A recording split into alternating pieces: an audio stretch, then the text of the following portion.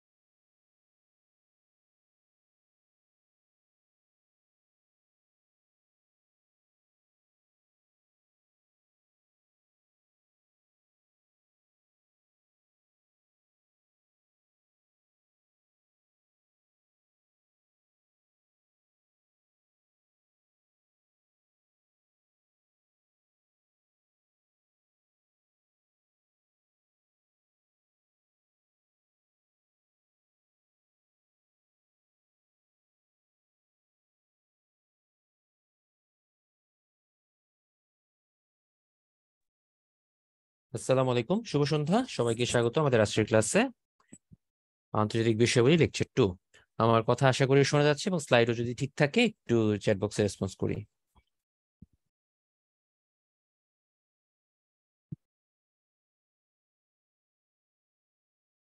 আচ্ছা, thank you.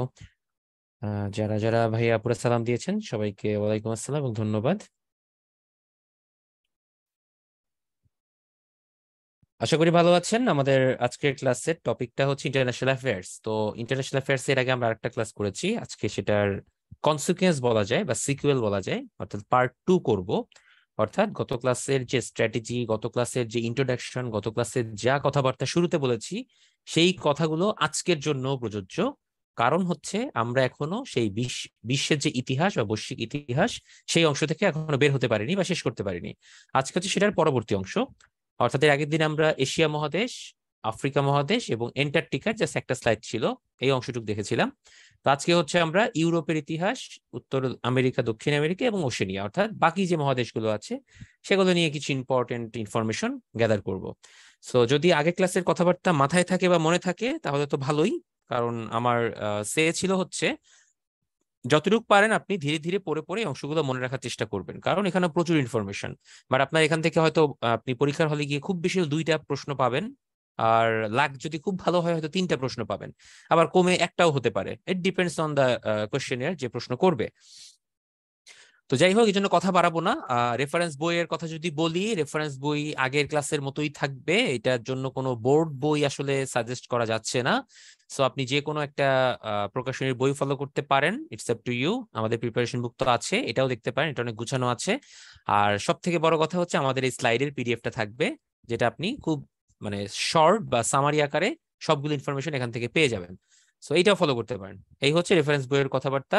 R technique হচ্ছে আজকের ক্লাসেও যা পড়ানো হবে বা যা বলা হবে তা দেখবেন ক্লাস শেষে সবকিছু মনে রাখতে পারতেছেন না, ভুলে গেছেন অনেক কিছু।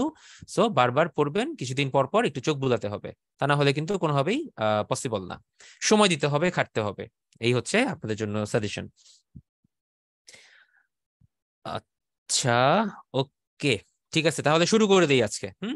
এইদিকে বিশ্বকাপের খেলা চলতেছে, দেখতে পারি না তেমন কিছুই। স্কোর কার্ড ফলো করছি, অফিস থেকে এই বৃষ্টিতে আসছি জাস্ট এই 10 থেকে 15 মিনিট আগে, এসেই আপনাদের সাথে বসে গেলাম। তো যতদূর জানি ইংল্যান্ড মনে হয় 282 এরকম কিছু করেছে, নিউজিল্যান্ড ভালোই ব্যাট করতেছে। দেখা যাক কি হয়। আহ আমি নিউজিল্যান্ডের সাপোর্টার এখানে, তো আমি আশা করি নিউজিল্যান্ড জিতবে। আচ্ছা, খেলা আপাতত ওইখানে থাকুক, আমরা ওইদিকে মনোনিবেশ করব না। আগামী ঘন্টা দেড়েক আমার সাথেই থাকবেন। সো এর মধ্যে খেলা এগোতে থাকবে, আমরা লাস্টে গিয়ে আবার দেখবো। হ্যাঁ, আচ্ছা, প্রথমে আমরা একটা মাইটি কন্টিনেন্ট দিয়ে শুরু করছি, সেটা হচ্ছে ইউরোপিয়ান কন্টিনেন্ট বা ইউরোপ। ওকে, শুরু করি। আমরা একটা ম্যাপ দেখতে পাচ্ছি আশা করি স্লাইডে। তো ইউরোপের ম্যাপ দেখছি। তো ইউরোপের ম্যাপের দিকে তাকালে দেখা যায় যেটা হচ্ছে অনেকগুলা কান্ট্রি আছে, ছোট ছোট ছোট ছোট কান্ট্রি। একটা দেশ আছে বেশ বড় সড়ো, অনেকটা জায়গা দখল করে রাখছে, বুঝতেই পারতেছেন কোন দেশের কথা বলছি। আবার ইউরোপকে বেশ কয়েকটা দিকে ভাগ করা যায়। যেমন কিছু আছে একদম পূর্ব দিকের কান্ট্রি, অর্থাৎ ম্যাপে যে ইস্ট সাইডে যে কান্ট্রিগুলো আছে, যেমন রাশিয়া থেকে শুরু করে Latvia, Estonia, Lithuania, Belarus, Ukraine, এই যে এই অংশগুলো, এগুলো পূর্ব দিকের কান্ট্রি। আর যদি একটু ওয়েস্টার্ন ইউরোপের কথা চিন্তা করি সেক্ষেত্রে চলে আসে হচ্ছে আপনার এই অংশটুকু, অর্থাৎ এর মধ্যে আপনার যুক্তরাজ্য, আয়ারল্যান্ড, আইসল্যান্ড এগুলো পড়ে যায়। জার্মানিটা পড়ে না আসলে, নেদারল্যান্ডস, বেলজিয়াম এগুলো পড়ে। আবার যদি সাউদার্ন ইউরোপের কথা চিন্তা করি তাহলে নিচের দিকের কান্ট্রিগুলো পড়ে, যার মধ্যে সব থেকে নাম করা হচ্ছে ইটালি, ক্রোয়েশিয়া, সার্বিয়া, বুলগেরিয়া এরকম টাইপের কিছু, গ্রিস।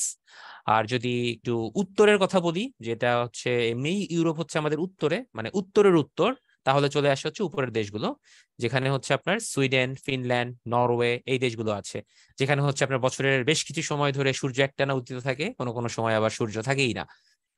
তো এটা শুধুমাত্র যে নরওয়ে, সুইডেন, ফিনল্যান্ড এগুলোতেই হয় তা না, নেদারল্যান্ডসেও এরকম টাইপের কাহিনী ঘটে। যেমন গ্রীষ্মকালে নেদারল্যান্ডসে সূর্য উঠে হচ্ছে 6:30টায়, ডুবে হচ্ছে 9:30টায়, তার মানে 15 ঘন্টা সূর্য থাকে। আবার শীতকালে সূর্য উঠে হচ্ছে আপনার 9টা 10টার দিকে, আবার অস্ত যায় হচ্ছে বিকাল 3:30 4টার মধ্যে। তো ডেফিনেটলি তখন একদম সময় কমে যায়। তো ইউরোপ হচ্ছে এরকম মানে বৈচিত্র্যময় একটা আবহাওয়ার দেশ, এবং ম্যাক্সিমাম কান্ট্রি গুলাই হচ্ছে একটি শীত প্রধান, যেহেতু উপরে হচ্ছে আপনার উত্তর মেরু, যেটা উত্তর মেরুর কাছাকাছি হওয়ার কারণে একটু ঠান্ডা প্রধান থাকে। তো ওরা হচ্ছে কি সামারটাকে খুব এনজয় করে। ধরেন যে সামার আসলেই তারা খুব ভালো লাগে, রোদ দেখতে তারা খুব এনজয় ফিল করে, এনজয় দ্য সান, ওদের একটা কমন কথা, অর্থাৎ যখন sun is out there you have to enjoy. আর ম্যাক্সিমাম টাইমে তারা সান দেখে না, বা তুষার হয় বা শীতকাল হয়, তারা তো বৃষ্টি হলে খুব বাজে অবস্থা হয় আর কি। তো যাই হোক, আর এর মাঝে একটা কথা আছে, মধ্য ইউরোপ বলে একটা অংশ আছে, যার মধ্যে আপনার জার্মানি, পোল্যান্ড, চেক প্রজাতন্ত্র, স্লোভাকিয়া, অস্ট্রিয়া এই টাইপের কিছু দেশ পড়ে, সুইজারল্যান্ডও চলে আসে কোনো কোনো সময়। তো ইউরোপিয়ানদের মধ্যে যদি ইতিহাস চিন্তা করি, ইউরোপিয়ানদের মধ্যে ম্যাক্সিমাম ক্ষেত্রেই একটা টেন্ডেন্সি ছিল যে কলোনিয়ালিজম, অর্থাৎ তারা অন্য দেশগুলোকে তাদের কলোনি করে ফেলবে, এরকম একটা টেন্ডেন্সি তাদের মধ্যে ছিল। বিভিন্ন সময় তারা বিভিন্ন দিকে হচ্ছে পাড়ি জমিয়েছে, এবং কয়েকটা দেশ ছিল যাদের নৌবহর খুবই শক্তিশালী ছিল, কারণ আগে এরকম এত ছিল না যে প্লেনে করে এসে কলোনি করে বানিয়ে ফেলবো। যেমন 1757 সালে যখন আমরা পলাশী যুদ্ধে হেরে গিয়ে ইউরোপ ইংলিশের কলোনি হয়ে গেলাম, তখন কি হয়েছিল? তখন কি প্লেন করে আসতো, প্লেনে করে যাইতো না ভাই, তখন ওই সি দিয়েই আসা যাওয়া করা লাগতো। তো ডেফিনেটলি যেসব দেশগুলা সি আছে তার সাথে তাদের ভালো স্ট্রং নৌবাহিনী আছে বা নেভি আছে এবং স্ট্রং একটা পোর্ট আছে, তারাই তখন মোটামুটি বিশ্ব শাসন করতো। তো খেয়াল করে দেখেন, আমরা যদি একটু তাকাই, নর্থ আটলান্টিকের মানে আটলান্টিকের নর্থ পার্টটা একদম ইউরোপের পশ্চিমে আছে। তো যুক্তরাজ্য, যেটাকে আসলে ইউকে বলে, বাট আমরা ইংল্যান্ড বলেই বলি, ইংল্যান্ড, তারপর স্পেন, পর্তুগাল, ফ্রান্স, ঠিক আছে, তারপর হচ্ছে এই চারটা যে দেশ, এই চারটা দেশের মধ্যে এই কলোনিয়ালিজমের খুব বেশি ইম্প্যাক্ট দেখা যায়। তারা বিভিন্ন সময় অনেক দেশকে শাসন করেছে। যেমন ইংল্যান্ডরা তো আমাদের উপমহাদেশকে অনেকদিন শাসন করেছে, প্রায় 200 বছরের মতো, 190 ইয়ার্স টু বি স্পেসিফিক। আর আফ্রিকান সবগুলা কান্ট্রি, একটা বা দুইটা বাদে, সবগুলা কান্ট্রি ছিল হচ্ছে আপনার কোনো না কোনো সময় ইংল্যান্ড, ফ্রান্স অথবা স্পেনের কলোনি। কোনো কোনো জায়গায় একটা দুইটা কান্ট্রি পর্তুগালও কলোনি করে রেখেছিল।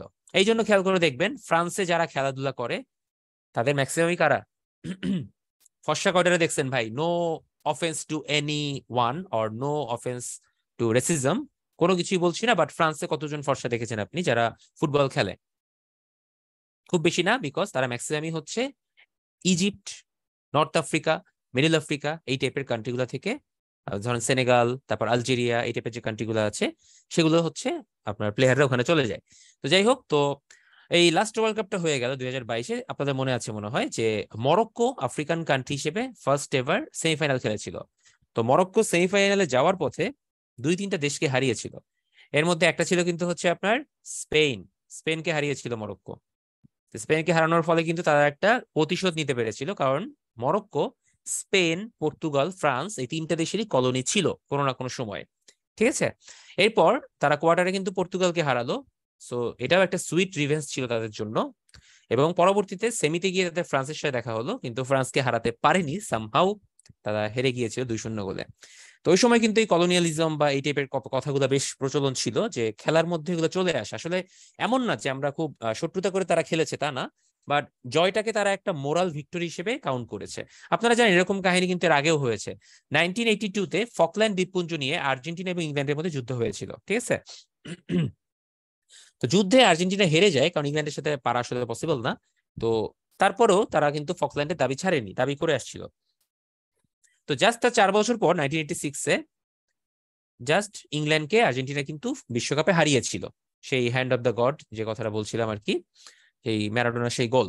তো তখন কিন্তু এটা নিয়ে প্রচুর আলোচনা সমালোচনা চলছিল, যে এটাকে অনেকে ওই ফকল্যান্ড দ্বীপপুঞ্জের পরবর্তীতে আর্জেন্টিনার যে একটা ভিক্টরি বা ওইটার কনসিকুয়েন্সে আর্জেন্টিনা যে একটা মানে মরাল ভিক্টরি পেয়েছে সেটাকেই বলা হয়েছিল। এবং এটা ওখানেই থেমে থাকেনি। পরে যখন 2000 সালে, সরি 98 সালে, 1998-এ আর্জেন্টিনা ইংল্যান্ড হচ্ছে দেখা হয়েছিল ওয়ার্ল্ড কাপে, সেখানেও কিন্তু ইংল্যান্ড পেনাল্টিতে টাইব্রেকারে হেরে যায়। ওটাও কিন্তু একটা ডেভিড বেকহাম রেড কার্ড খেয়েছিল আমার যতদূর মনে আছে। তো ওখানেও কিন্তু আপনার আর্জেন্টিনার কাছে ইংল্যান্ড পরাজিত হয়, কিন্তু পরবর্তীতে 2002 সালে গ্রুপ পর্বের ম্যাচে আবার ইংল্যান্ড আর্জেন্টিনাকে 1-0 গোলে হারিয়েছিল এবং বেকহামই গোল করেছিল। তো এই যে ইস্যুগুলো, এগুলোর সাথে কিন্তু আসলে বেশ কিছু ইতিহাস জড়িত। তো এই ফকল্যান্ড দ্বীপপুঞ্জ নিয়ে আর্জেন্টিনা ইংল্যান্ডের মধ্যে এটা একটা কিন্তু মেমোরেবল ঘটনা। তো যাই হোক, ইউরোপিয়ান কান্ট্রিগুলোর সাথে একটু হালকা পাতলা কিছু পরিচয় করালাম, দেখি আরো কিছু পরিচয় করাই। যেমন ইউরোপিয়ান কান্ট্রিগুলোর মধ্যে একটা বড় সুবিধা হচ্ছে এদের মধ্যে একটা সেনজেন ভিসা আছে। এই সেনজেন ভিসার কারণে যে দেশগুলো সেনজেন ভিসা বা সেনজেন চুক্তিতে স্বাক্ষর করেছে, তারা এক দেশ থেকে আরেক দেশে যাওয়ার জন্য আলাদা কোনো ভিসা লাগবে না, অবাধ চলাচল করতে পারবে। এই কারণে আপনি যদি কোনো কারণে চান যে আপনি নেদারল্যান্ডস থেকে ট্রেনে করে আপনি চলে যাবেন হচ্ছে একদম এইদিকে গিয়ে ক্রোয়েশিয়ার দিকে, অথবা নেদারল্যান্ডস থেকে আপনি চলে যাবেন সোজা পর্তুগাল বা স্পেনে, আপনি চাইলেই যেতে পারবেন, আপনার কোনো ভিসা লাগবে না, কিছু লাগবে না, ভেরি ইজি। এবং এদের মধ্যে কানেক্টিভিটি খুব বেটার। তারা মানে বিভিন্ন সময় তারাই যুদ্ধ বিগ্রহ করছে, কিন্তু ঝামেলায় পড়ছে অন্য দেশগুলা। যেমন প্রথম বিশ্বযুদ্ধ অস্ট্রিয়া হাঙ্গেরি, দ্বিতীয় বিশ্বযুদ্ধ পোল্যান্ড জার্মানি, এই যে কাহিনীগুলো সব কিন্তু ইউরোপিয়ানদের দিয়ে সূত্রপাত হয়, কিন্তু ভুক্তভোগী কারা হয়েছে? সাবকন্টিনেন্টের দেশগুলো, জাপান, এশিয়ার কান্ট্রি, আফ্রিকান কান্ট্রি, এরাই। অর্থাৎ নর্থ সাউথের যে গ্যাপটা, এই গ্যাপটা কিন্তু আসলে তারাই তৈরি করেছে, এবং যেটার এখন কুফলটা আমরা ভোগ করছি। তো যদিও সেই কুফল থেকে বের হয়ে আসার জন্য এখন বর্তমানে নতুন একটা ট্রেন্ড চালু হয়েছে, সেটা হচ্ছে সাউথ সাউথ কোঅপারেশন। নামটা হয়তো কেউ কেউ জানেন। সাউথ সাউথ কোঅপারেশন খুবই ফ্যামিলিয়ার একটা টার্ম।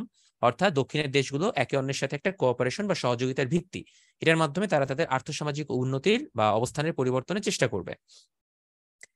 ওকে, এগুলো হচ্ছে জাস্ট ইনিশিয়াল আমার কথাবার্তা কি ছিল, কিন্তু এখন এই দেশগুলো সম্পর্কে আপনাদেরকে একটু হালকা পাতলা আইডিয়া নিতে হবে, যেগুলো একটু ইম্পর্টেন্ট সেগুলো। তো আমরা একটু স্লাইডটা গো থ্রু করি। ইন এ নাটশেল বা এক নজরে যদি ইউরোপের কথা বলি, তাহলে একটু আমরা এই স্লাইডটা দেখবো। অর্থাৎ ইউরোপে যদি সব থেকে জনসংখ্যা আয়তনে বৃহত্তম দেশ হয়, সেটা হচ্ছে রাশিয়া। এটা আর আমি আগে স্লাইডে মার্ক করি নাই, বাট দেখাই যাচ্ছে ভিজিবল। সব থেকে ঘনবসতিপূর্ণ দেশ হচ্ছে মোনাকো, ইটালির সাথেই। আয়তন জনসংখ্যা ক্ষুদ্রতম হচ্ছে ভ্যাটিকান সিটি, ইটালির মধ্যেই আছে এটা। ছিদ্রায়িত রাষ্ট্র ইটালি, আমরা জানি। বৃহত্তম সাগর হচ্ছে ভূমধ্যসাগর। ভূমধ্যসাগরটা কোথায় আসেন একটু দেখে নেই। এই হচ্ছে আপনার ভূমধ্যসাগর ভাইয়া, এই যে। ভূমধ্যসাগরের নিচে কি আছে জানেন? নিচেই হচ্ছে আপনার আফ্রিকান কন্টিনেন্ট, এবং আফ্রিকার হচ্ছে আলজেরিয়া, তারপর হচ্ছে লিবিয়া, এখানে মরক্কো, এই অংশটা নিচের দিকে। সো ম্যাক্সিমাম ক্ষেত্রে বাংলাদেশিরা যখন হচ্ছে ইটালিতে পাড়ি জমায়, শুনছেন না, ভূমধ্যসাগর পাড়ি হয়ে, তো কিভাবে যায় জানেন? বাংলাদেশ থেকে প্রথমে আফ্রিকায় ঢুকে যায়। আফ্রিকাতে ঢোকার কোনো ব্যাপার না, খুব সহজে সামহাও কোনো না কোনো ভাবে ঢুকে। ঢোকার পর ওখান থেকে ভূমধ্যসাগর নৌকা টৌকা সামথিং কোনো কিছুতে পাড়ি দিয়ে এই ছোটখাটো যে দ্বীপগুলো আছে এগুলো পার হয়ে ইটালিতে ঢোকার চেষ্টা করে। ম্যাক্সিমাম ইটালিতে ঢোকার চেষ্টা করে, কারণ এটা এখান থেকে খুবই ন্যারো, খুবই ক্লোজ ইটালির এই অংশটা। যদিও এটাতে অনেকেই মারা যায়, তারপর কিছু করার নাই ভাইয়া, জীবন যুদ্ধে এগিয়ে থাকার জন্য অনেকেই এই কাজগুলো করে। আচ্ছা, বৃহত্তম উপসাগর, দীর্ঘতম নদী হচ্ছে রাশিয়ার ভলগা, এগুলো একটু পড়বেন। দীর্ঘতম পর্বতমালা আল্পস, আল্পস পর্বতমালা, সুন্দর খুবই, অনেক লম্বা চওড়া এবং উঁচু, এবং ম্যাক্সিমাম টাইম স্নোই থাকে উপরের পার্টটা, ভেরি বিউটিফুল। সুইজারল্যান্ডে গেলে আল্পসের সৌন্দর্য আরো বেশি দেখা যায়। আচ্ছা, সর্বোচ্চ চূড়া হচ্ছে মাউন্ট এলব্রুজ, এগুলো লাগবে না ভাই, এগুলো এত দরকার নাই, যেগুলো যেগুলো দেখাচ্ছে এগুলো পড়েন। ইউরোপের প্রবেশদ্বার হচ্ছে আপনার অস্ট্রিয়ার ভিয়েনা বা জিব্রাল্টার প্রণালী দিয়ে ঢোকা যায়। আচ্ছা, ভূমধ্যসাগরে অবস্থিত ইউরোপের দুটি দ্বীপরাষ্ট্র হচ্ছে মাল্টা এবং সাইপ্রাস, এই দুইটা কিন্তু ইউরোপে। অনেকে মাল্টা দিয়ে মনে করে তারা হয়তো পলিনেশিয়া বা মাইক্রোনেশিয়া অন্তর্ভুক্ত, বাট না, মাল্টা হচ্ছে আপনার ইউরোপের। ওকে। আর ইউরোপে আপনার মুসলিম দেশ আছে কয়েকটা, যেটা হচ্ছে আপনার পূর্ব দিকে এবং মধ্য ইউরোপের মধ্যে আছে, যেমন আলবেনিয়া, বসনিয়া, কসোভো। ওকে, এই তিনটা হচ্ছে মুসলিম দেশ। এইটুকুই পড়েন এখান থেকে, আর দরকার নাই। ওকে, এরপর দেখি আমরা ইউরোপের আর কি কি আছে, এক এক করে একটু সামনের দিকে যাই। প্রথমে আমরা পশ্চিম ইউরোপটা দেখি, যেহেতু তারা একটু মানে ডেভেলপ বেশি, তারা বেশি মানে প্রভাবশালী ছিল, কলোনি করে রেখেছে অনেককে। সো নীলকালি দিয়ে আমরা মানে নীল রঙের মার্কার দিয়ে আমরা পশ্চিম ইউরোপটাকে দেখাচ্ছি। পশ্চিমের মধ্যে আমি বলেছিলাম আগেই যে ইংল্যান্ড, ফ্রান্স, স্পেন, পর্তুগাল, মানে এই অংশটা পড়ছে, সাথে বেলজিয়াম, নেদারল্যান্ডস, লুক্সেমবার্গ, এই পার্টটা আপনার পশ্চিমের মধ্যে পড়ছে। তো আসেন এক এক করে এদের মধ্যে একটু দেখি। প্রথমে যুক্তরাজ্য। যুক্তরাজ্য গঠিত হয়েছিল হচ্ছে আপনার ইংল্যান্ড এবং হচ্ছে স্কটল্যান্ড, এই দুইটার সমন্বয়ে একটা রাজতন্ত্র গঠিত হয়েছিল প্রথমে। তো রাজতন্ত্র গঠিত হওয়ার পরে ধীরে ধীরে তারা একটা তাদের মধ্যে গণতান্ত্রিক রাষ্ট্র গঠনের পরিকল্পনা গ্রহণ করে, এবং গ্লোরিয়াস রেভলিউশন নামে একটা রেভলিউশন হয়েছিল।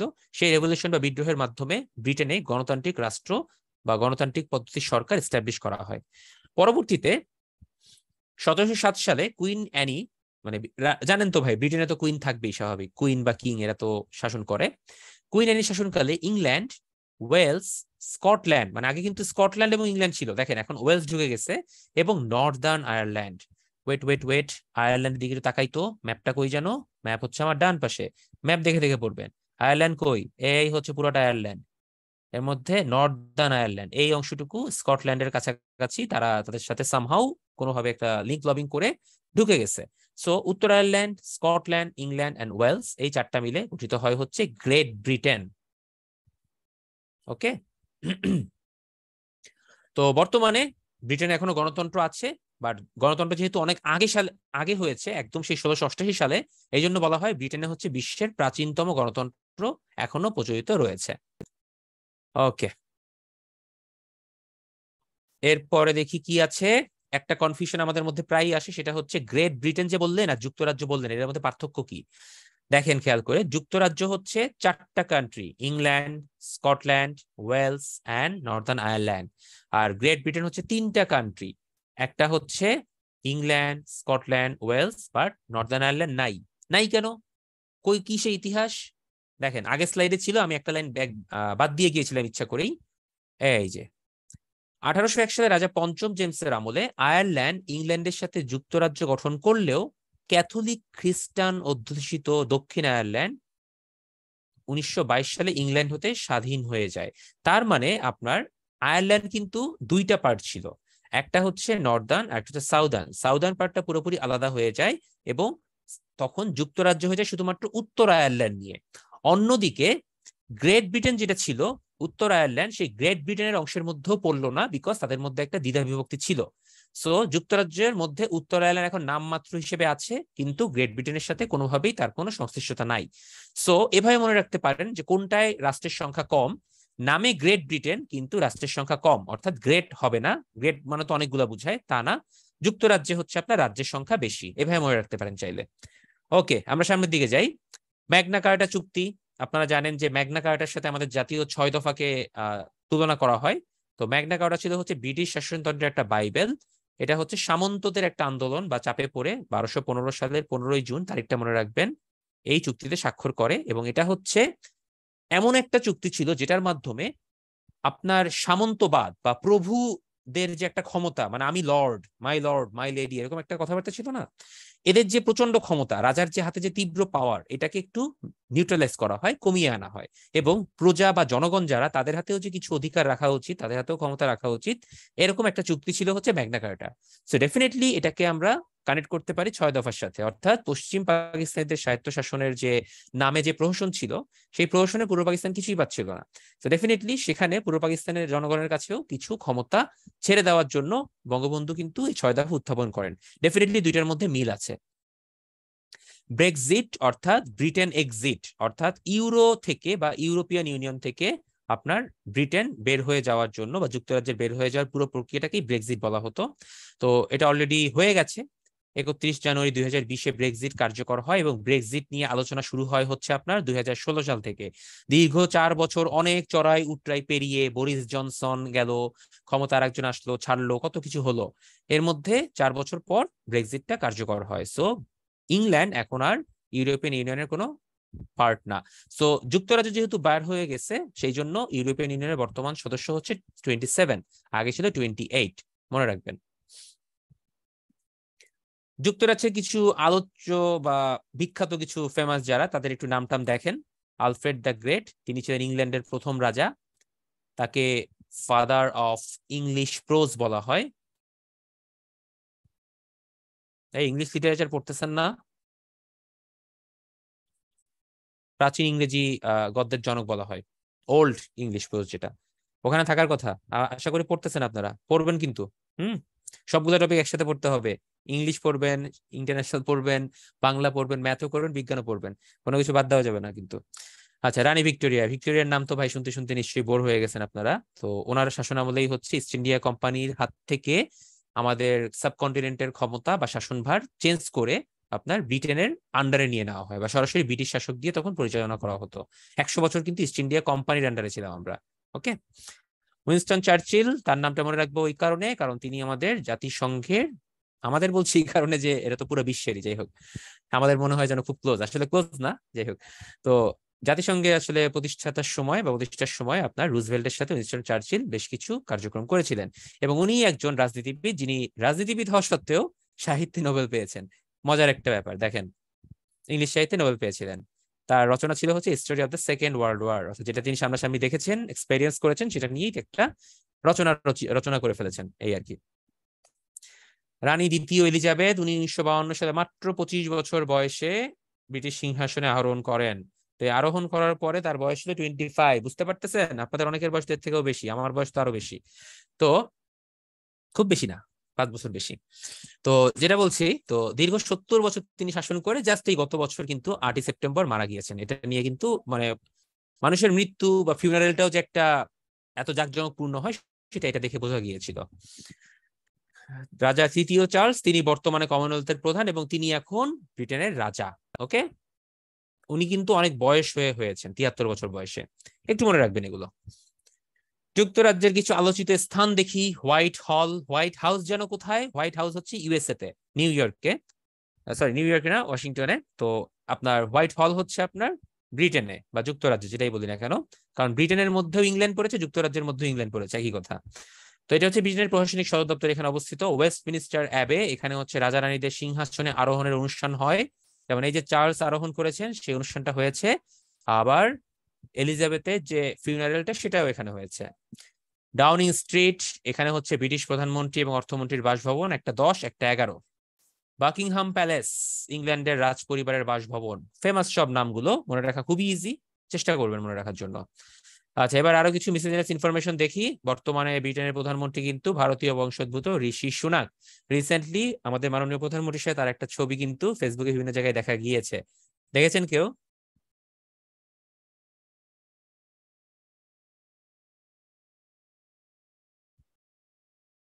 আচ্ছা, যাই হোক, দেখেছেন, ওইটুকুই এনাফ। কি হয়েছে, কেন হয়েছে, এগুলোর দরকার নাই। আচ্ছা, এর মধ্যে সামিউন ভাই প্রশ্ন করেছেন ইইউ থেকে কেন বের হলো হচ্ছে বিভিন্ন রাজনৈতিক এবং ইকোনমিক মতাদর্শের মধ্যে কনফ্লিক্ট হচ্ছিল, এই কনফ্লিক্টের কারণে, ইন্টারনাল পলিটিক্স। ওকে, আচ্ছা। এরপরে হচ্ছে ভিক্টোরিয়া ক্রস কি ব্লাসফেমি আইন চালু হয় হচ্ছে ইংল্যান্ডে প্রথম, মানে ধর্মান্ধতা বা ধর্মবিরোধী কোনো আইন, সেটা ব্রিটেনের মহিলারা ভোটাধিকার পায় প্রায় 100 বছর আগে। অর্থমন্ত্রীর একটা নাম আছে, chancellor of Exchequer, what ever, না পড়লেও চলবে, প্রথম 3-4টা একটু দেখে রাখেন। ওকে, এবার চলে আসে আরেকটা ইম্পর্টেন্ট কান্ট্রি, ফ্রান্স। ফ্রান্স নাম শুনলেই একটা আভিজাত্যের প্রতীক। ফ্রান্স আসলে আভিজাত্যের প্রতীক এবং অর্থবিত্ত, তারপর হচ্ছে সাম্রাজ্য, সব দিক থেকে চিন্তা করলে, অতীত, ইতিহাস, ঐতিহ্য, France definitely one of the best of Europe. ঠিক আছে, এটা নিয়ে কোনো কনফিউশন নাই। তো ফ্রান্সের কথা বললেই প্রথমে যেটা বলতে হয়, ফ্রান্সে প্রচুর পরিমাণ আপনার দার্শনিক পাওয়া গিয়েছিল বলতে মানে দার্শনিকের জন্ম হয়েছিল আর কি। এবং এর মধ্যে কয়েকজন দার্শনিকরা হচ্ছে বিভিন্ন রিভলিউশনে তারা প্রণোদনা জুগিয়েছিল বা আপনার মোটিভেশন হয়ে দিয়েছিল, মানে মোটিভেশনাল স্পিকার ছিলেন তারা। তো এরকম কিছু দার্শনিকদের দ্বারাই হচ্ছে ফরাসি বিপ্লব নামে একটা ইতিহাস বিখ্যাত বিপ্লব সংঘটিত হয়, যেটা 10 বছর স্থায়ী ছিল, 1789 থেকে 1799 সাল পর্যন্ত। তো ফরাসি বিপ্লব নিয়ে আসলে এত ডিটেলসের দরকার নাই, কারণ আমাদের বিপ্লব কেন হয়েছিল, কিভাবে হয়েছিল, এগুলো ভাই এখন পড়ে মাথা গরম করেন না, কোনো দরকার নাই। যা দরকার সেগুলো আগে মাথায় রাখেন। ফরাসি বিপ্লব সংঘটিত সময়টা মাথায় রাখবেন, স্লোগান কি ছিল স্লোগানটা দেখবেন, এবং ফরাসি বিপ্লবের শিশু বলা হয় নেপোলিয়ান বোনাপার্টকে। ফরাসি বিপ্লবের সময় ফ্রান্সের রাজা ছিলেন ষোড়শ লুই, পরবর্তীতে সপ্তদশ লুই এসেছিলেন, অর্থাৎ লুই নাম একই, খালি 1 2 3 4 করতে করতে চেঞ্জ হয়। আচ্ছা, তো বিপ্লবে আমি কিছু কথা বলেছিলাম যে দার্শনিকরা মোটিভেশন দিয়েছিল, এরকম কিছু দার্শনিক ছিল হচ্ছে ভলতেয়ার, রুশো, মন্টেস্কু। এদের নাম হয়তো আপনারা ছোটবেলায় পড়েছেন কিনা, সামাজিক বিজ্ঞান যখন বই পড়তাম তখন রুশো বলেছেন, ভলতেয়ারের মতে, মন্টেস্কুর মতে, এরকম কিছু মতবাদ ছিল। অর্থাৎ সামাজিক বিজ্ঞান বা সোশ্যাল সায়েন্সটাকে যে একটা আর্টের পর্যায়ে নিয়ে যাওয়া যায়, সেটা এনারা নিয়ে গিয়েছিলেন। তো বাস্তিল দুর্গ এবং কারাগার দখলের মাধ্যমে ফরাসি বিপ্লব শুরু হয় এবং ফ্রান্সের স্বাধীনতা যুদ্ধে নেতৃত্ব দিয়েছেন চার্লস দা গল, মনে রাখতে পারেন। ফ্রান্সকে বলা হয় সিটি অফ কালচারের দিক দিয়ে ভাই ফ্রান্সের ধারে কাছে কেউ নাই, বিলিভ মি। রিসেন্টলি ভাই 1 মাস আগে ফ্রান্স ঘুরে আসছি, এই জন্য জানি যে ফ্রান্স ডেফিনেটলি ডেফিনেটলি ডেফিনেটলি কালচারের হচ্ছে মানে একদম ইনিশিয়ালাইজেশন যদি বলি, সবকিছু ওখানে আছে। শুধুমাত্র আপনি লুভর মিউজিয়ামটা যদি ঘুরতে যান, আপনাকে মিনিমাম 3 দিন সময় হাতে রাখতে হবে পুরো লুভরটা আপনি যদি ভালোভাবে ঘুরে দেখতে চান এবং সবকিছু বুঝতে চান। এখানে কি নাই, চুরি করে আনা থেকে শুরু করে তাদের নিজস্ব কিছু জিনিসপত্র সবই আছে। তো চুরি বলছে এই কারণে, কারণ তারা ইজিপশিয়ান, তারপর অ্যারাবিয়ান বা আপনার ইটালিয়ান, স্প্যানিশ, পর্তুগিজ অনেক স্কাল্পচার, আর্ট, তারপর হচ্ছে আপনার বিভিন্ন কি বলবো মেমেন্টো বলি বা মনুমেন্ট, এগুলো সবকিছু নিয়ে এসে বসায় রাখছে। মানে এই এক মাথা থেকে আরেক মাথায় ঘুরতে ঘুরতে আপনার মানে আপনার 3 দিন তো আমি হয়তো একটু অনেকের কাছে অতিরঞ্জিত মনে হতে পারে, বাট বিলিভ মি ভাই, আপনি যদি আর্ট অ্যান্ড কালচারের কোনো অনুরাগী হন, আপনাকে মিনিমাম 3টা দিন এখানে দিতে হবে। কারণ সকাল থেকে সন্ধ্যা পর্যন্ত, এরপরে তার পারবেন না, 9টা থেকে বিকাল 5:30 পর্যন্ত। তো ওই সময়ের মধ্যে আপনাকে দেখতে হলে মিনিমাম 3টা দিন সময় রাখতে হবে। তো হোয়াট এভার, আমি কতটুকু সময় পেয়েছিলাম জানেন? মাত্র 5 ঘন্টা। 5 ঘন্টা আমি কিছু দেখতে পারি নাই, ইম্পর্টেন্ট কয়েকটা জিনিস দেখছি, মোনালিসা দেখছি, ভেনাস দেখছি, তারপর হচ্ছে গ্রিক কিছু স্কালচার দেখছি, দ্য লাস্ট সাপারের মনুমেন্টটা দেখছি, মানে টেবিলটা, এরকম আরো কিছু জিনিস দেখছি, এই আর কি। কিন্তু তাও আমার মনে হলো যে কিছুই হয় না। কোয়াসো খাইছি কিনা মাসুম ভাই? হ্যাঁ ভাই, ফ্রান্সে প্যারিসে সকালবেলা নাইমে আগে কোয়াসো দিয়ে ব্রেকফাস্ট করছি ভাই। ডেফিনেটলি কোয়াসো হচ্ছে বেস্ট, আমরা কোয়াসো বানাইতে পারি না, ওখানে কোয়াসো গুলো ডেফিনেটলি বেস্ট। আচ্ছা, তো যেটা বলছিলাম, তো কালচারের দিক থেকে ফ্রান্স হচ্ছে সিটি অফ কালচার, এটা একটিভাবে মনে রাখবেন, কারণ সেখানে লুভর মিউজিয়াম থেকে শুরু করে অনেকগুলো মিউজিয়াম আছে, অনেকগুলো স্থাপনা আছে, আসলে নাম তো আমার মুখস্থ নাই, সব দেখছি তো অনেকগুলাই। এবং এখানে একটা ফেমাস স্ট্রিট আছে, শজেলিজে, বানানটা মনে হয় ভুল হইতে পারে, শজেলিজে একটা স্ট্রিট আছে, এটা একটু সার্চ দিয়েন, এটা বিশাল একটা স্ট্রিট। এই স্ট্রিট এক মাথা থেকে আরেক মাথায় যে একটা বিশাল আপনি দেখতে পাবেন, জায়গাটার নামে ভুলে গেছি, সরি ভাই, মনে নাই এখন। হোয়াটএভার, ওইদিকে না যাই, আমরা ক্লাসে ফিরি। তো ফ্রান্সের মধ্যে নেপোলিয়ন বোনাপার্টের নামটা একটু মনে রাখবেন। নেপোলিয়ন বোনাপার্ট ছিলেন হচ্ছে এমন একজন বিখ্যাত ব্যক্তি, শেষ পর্যন্ত তিনি নির্বাসনে গিয়ে মারা যান, এই হচ্ছে তার পরিণতি। তো কোথায় নির্বাসন দেওয়া হয়েছিল? সেন্ট হেলেনা দ্বীপে, এবং সেখানে 1821 সালে মারা যান। ওয়াটারলু যুদ্ধে বেলজিয়ামে তিনি যুদ্ধ করার সময় পরাজিত হয়েছিলেন এবং আত্মসমর্পণ পরে করেছিলেন। তার কিছু ফেমাস উক্তি আছে ভাইয়া, এগুলো আপনারা হয়তো ইংলিশ লিটারেচারেও পাবেন বা অন্য জায়গায় পাবেন, বাট এখানেও দেখে নেন। যেমন যে give me good mother, I will give you good nation, impossible is a word to be found only in the dictionary of fools, I am the revolution, অর্থাৎ আমি বিপ্লব। ওকে। তবে আমার এখানে সব থেকে পছন্দের একটা উক্তি আছে, আমি যদি পাঁচটার কথা বলি, আমি আমার যদি অপিনিয়ন জানতে চান আপনারা, আমি বলবো হচ্ছে এই অংশটা আমার পার্সোনাল চয়েস। এখন বলতে পারেন ভাই এটা কি বললেন, আপনি মানবতা বিরোধী কাজ করছেন, আপনার এনিমি যদি কি হয়েছে, সেটা ভুল করতেছে, আপনি তাকে বাধা দিবেন না। বাট আপনি যে ভুলটা এনিমি করছে আপনার, আপনি যদি তাকে বাধা দেন, আপনি ভুলের মধ্যে পড়বেন। সো নো দাই self and save your self, এটা হচ্ছে মটো হওয়া উচিত। অবশ্যই করবেন, বাট এটা আসলে আমার পার্সোনাল ওপিনিয়ন, এটা একটু মাথায় রাখা উচিত, আমরা অনেকে রাখি না। ওকে, হোয়াটএভার, এটা নিয়ে আবার কনফিউশন ক্রিয়েট করেন না ভাই, আপনি এটা কি মেন্টালিটি শো করলেন। বাট এটা আসলেই কথাটা ভুল বলেন নাই, এটা দরকার, সবসময় দরকার। আচ্ছা, পরে চলে যাই, দেখি কি আছে। যুক্তরাজ্যের পরে ফ্রান্স গেল, ফ্রান্সের পরে আমাদের আসছে হচ্ছে পশ্চিম ইউরোপ সম্পর্কে কিছু গুরুত্বপূর্ণ তথ্য। তার মানে পশ্চিম ইউরোপে আমরা স্পেন বা পর্তুগাল নিয়ে খুব বেশি আর পড়াশোনার দরকার নাই, নেদারল্যান্ডস এর দরকার নাই, ফ্রান্স এবং ইংল্যান্ড এই দুইটাই গুরুত্বপূর্ণ ছিল। তো এখানে কিছু ইনফরমেশন আছে, একটু দেখে নেন। কাতালোনিয়া হচ্ছে স্পেনের একটা প্রদেশ। ওয়াটারলু বেলজিয়াম অবস্থিত, যেটা ইউরোপের ককপিট নামে পরিচিত। বেলজিয়ামের রাজধানী ব্রাসেলস। এই ব্রাসেলসে যাওয়ার সৌভাগ্য হয়েছে ভাই কিছুদিন আগে, গত মাসেই জাস্ট। সেখান থেকে আমি European commission, NATO, WCO, European parliament, আলহামদুলিল্লাহ, যেগুলো আপনাদের সময়, মানে আপনাদের মতো এরকম সময় পিড়িতে পড়েছি, দেখতে পেয়েছি, থ্যাঙ্কস টু গড। আচ্ছা, a nation of great seafarers বা মহাসমুদ্র অভিযাত্রীদের দেশ বলা হয় হচ্ছে পর্তুগালকে। আমার কথার সাথে কি মিল পাচ্ছেন? মহাসমুদ্র অভিযাত্রী, তার মানে যারা হচ্ছে একটা শক্তিশালী নেভি নিয়ে পুরা মহাসমুদ্রগুলো চড়িয়ে বেরিয়েছে, সেই একটা দেশ হচ্ছে পর্তুগাল। আপনারা পাইরেটস অফ দ্য ক্যারিবিয়ান দেখছেন, দেখছেন না? বলেন তো, ওখানে যে এত পাইরেটস, এত কিছু, কোন কোন দেশের কথা ওখানে উল্লেখ আছে?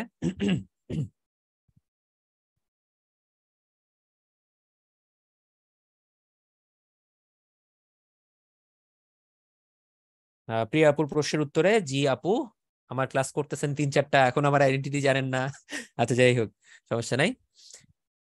হ্যাঁ, ইংল্যান্ড ছিল, ফ্রান্স ছিল, এবং স্পেন ছিল, ঠিক আছে, পর্তুগিজ যদি একটা নাবিকের ছিল। মেনলি ডোমিনিকা ট্রাইডেন্ট বা ডোমিনিকা ট্রিনিদাদ, কিন্তু ডোমিনিকা হলেও সেটা যেতে হয়েছিল নর্থ আটলান্টিক পার হয়ে, অর্থাৎ নর্থ আটলান্টিকের পারে যে দেশগুলো আছে European, Spain, Portugal, France, England, এগুলোই। আচ্ছা, আপনাদের জন্য একটা পোল কোশ্চেন, ব্রেক্সিট ইস্যুতে পদত্যাগ করেন কে? পোলটা লঞ্চ করে দিচ্ছি।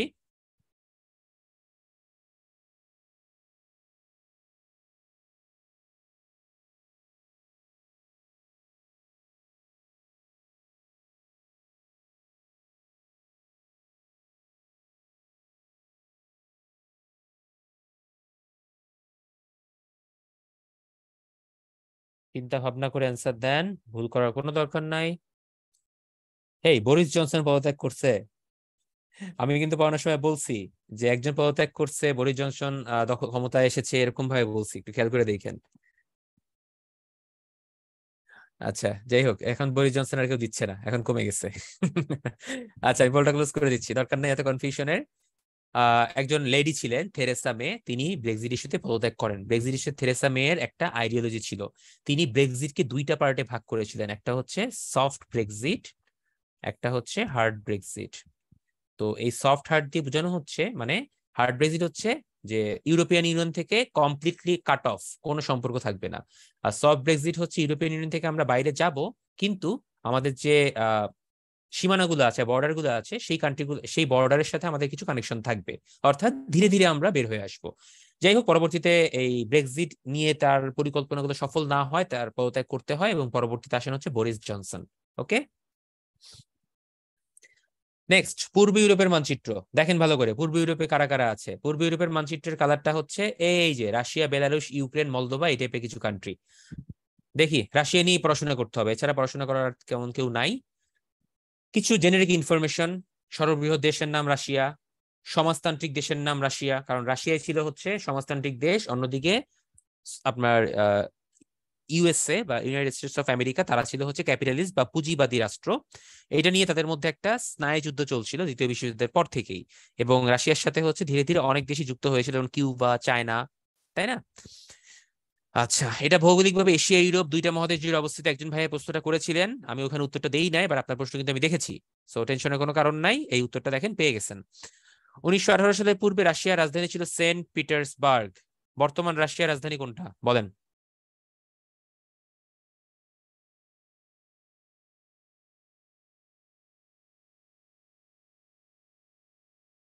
আচ্ছা, মস্কো, সবাই জানেন, গুড। হ্যাঁ, মস্কো। আগে ছিল সেন্ট পিটার্সবার্গ। সর্ববৃহৎ তেল উৎপাদনকারী দেশ, পারমাণবিক চুল্লি প্রচুর আছে। ওকে, আচ্ছা। সিআইএস বা কমনওয়েলথ অফ ইন্ডিপেন্ডেন্ট স্টেটস, এই সিআইএস নিয়ে একটু কথা বলি ভাইয়া। সিআইএস হচ্ছে 11টা স্বাধীন রাষ্ট্র, যারা সোভিয়েত ইউনিয়ন বা ইউনিয়ন সোশ্যালিস্ট সোভিয়েত রিপাবলিক থেকে যখন ভেঙে রাশিয়া সহ অনেকগুলো দেশ মুক্ত হয়, তখন 11টা ইন্ডিপেন্ডেন্ট স্টেট তারা নিজেদেরকে মিলে সিআইএস নামে অভিহিত করে, যেটাকে বলা হয় হচ্ছে কমনওয়েলথ অফ ইন্ডিপেন্ডেন্ট স্টেটস। এটা সদর দপ্তর হচ্ছে মিনস্কে। ওকে, আচ্ছা। একজন কি বললেন ভাই? এটা আমার ফেস দেখলে কনসেন্ট্রেশন করতে সুবিধা হইতো না। ভাই ফেস দেখতে হবে না, আমার কথা শুনেন ভাই, আর স্লাইড দেখেন। আমার চেহারা দেখে করবেন কি? চেহারায় তো কিছু লেখা নাই। আচ্ছা, সোভিয়েত ইউনিয়ন। সোভিয়েত ইউনিয়নের কথায় আসে, এতক্ষণ তো সোভিয়েত ইউনিয়ন ভাঙার কথা বললাম, তো সোভিয়েত ইউনিয়ন কিভাবে গঠিত হলো, কিভাবে কি হলো, সেগুলো নিয়ে একটু আলোচনা দরকার আছে। নর্মালি ফরাসি বিপ্লব যখন হয়েছিল 1789 থেকে 1799, সেরকম একটা বিপ্লবের মতো করে সোভিয়েতেও একটা রুশ বিপ্লব হয়েছিল রাশিয়াতে, ঠিক আছে? তো সেই রাশিয়ার যে রুশ বিপ্লবটা, সেই বিপ্লবের পরে, অর্থাৎ প্রথম বিশ্বযুদ্ধের পরবর্তী সময়ে 1922 সালে একটা ইউনিয়ন গঠন করা হয়। এটা কিন্তু কোনো স্টেটস না বা প্রজাতন্ত্র না বা অন্য ওরকম কোনো আপনার রাজ্য না, এটা হচ্ছে ইউনিয়ন। ওকে, এই ইউনিয়নটাকেই বলা হয় হচ্ছে সোভিয়েত ইউনিয়ন, যেটা যেহেতু সমাজতান্ত্রিক বা সোশ্যালিস্ট, তাই এর নাম দেওয়া হয় হচ্ছে USSR, union of socialist Soviet Republic. ব্যাপারটা কি বোঝা গেছে? আমি আবারও বলছি, union of socialist Soviet Republic. So নামের মধ্যে ইউনিয়ন আছে, সমাজতান্ত্রিক আছে, সোভিয়েত রিপাবলিক আছে। পরবর্তীতে 1991 সালে আপনার রাশিয়ার, যাই হোক কি হয়েছিল, মতাদর্শের কিছু ঝামেলা হয়েছিল, তারা কিছু ওপেন পলিসি অ্যাডপ্ট করেছিল। মিখাইল গর্বাচেভ নামে তখন একজন লিডার ছিলেন, তার সময় গ্লাসনস্ট এবং পেরেস্ত্রোইকা, এই দুইটা নীতি অবলম্বন করা হয়। গ্লাসনস্ট হচ্ছে মুক্ত আলোচনা, মুক্ত নীতি, ঠিক আছে? এই মুক্ত নীতি বা ওপেন ডিসকাশন বা ক্ষমতার মানে সুন্দর করে ডিস্ট্রিবিউশন করতে গিয়েই হচ্ছে সোভিয়েত ইউনিয়নকে রক্ষা করা যায়নি, সোভিয়েত ইউনিয়ন ভেঙে যায়, ঠিক আছে? তো ভেঙে গিয়ে 15টা রাষ্ট্র গঠিত হয়। রাষ্ট্রগুলোর নাম মুখস্থ রাখার দরকার নাই, বাট দেখতে পারেন কোন কোন রাষ্ট্র আছে। ডেফিনেটলি সিরাজুম মুনির আপু, আপনি পারবেন, ডেফিনেটলি। স্লাইড গুলাই পড়েন, আর কিচ্ছু লাগবে না, এত পড়তে হয় না। টেকনিক্যালি পড়তে হবে, স্ট্র্যাটেজিক্যালি পড়তে হবে। জাস্ট আপনার জন্যই বলছি, যেহেতু আপনার কন্ডিশনটা আপনি আমাকে বললেন, ডেফিনেটলি আপনার জন্য স্লাইড পড়লেই চলবে। আচ্ছা, রুশ বিপ্লব। রুশ বিপ্লব কেন হয়েছিল, কি কারণে হয়েছিল একটু দেখি। রাশিয়াতে আগে জাররা শাসন করত, যার নামে একজন পদবী, মানে এটা একটা পদবী আর কি, ঠিক আছে? তো যার শাসনের অবসানের জন্য এই বিপ্লবটা হয়, অর্থাৎ যুগে যুগে যত বিপ্লব হয়েছে সবকিছুই কোনো না কোনো একটা চাহিদা, দাবি, এগুলোর পরিপ্রেক্ষিতে হয়েছে। তো সেই পরিপ্রেক্ষিতে হচ্ছে যার শাসন অবসান ঘটিয়ে পরবর্তীতে আপনার সোভিয়েত ইউনিয়নের উদ্ভব ঘটে। তো এই বিপ্লবটা গঠিত হয়েছিল বা সংগঠিত হয়েছিল লেনিনের নামে, এই জন্য লেনিনের নামটা সবসময় রাশিয়া খুব ভালোভাবে স্মরণ করে, ঠিক আছে? এই বিপ্লবের আরেকটা নাম ছিল হচ্ছে অক্টোবর বিপ্লব বা বলশেভিক বিপ্লব, মনে রাখবেন। এবং তৎকালীন যার ছিল হচ্ছে দ্বিতীয় নিকোলাস। মাত্র 10 দিন, এর মধ্যেই কাহিনী শেষ, আর কিছু লাগবে না। গ্লাসনস্ট পেরেস্ট্রোইকা আমি বলে ফেলছি। গ্লাসনস্ট যে খোলাখুলি মতামত, আর পেরেস্ট্রোইকা হচ্ছে রাজনৈতিক সংস্কার কর্মসূচি। এটার মাধ্যমেই হচ্ছে সোভিয়েত ইউনিয়ন ভেঙে যায়।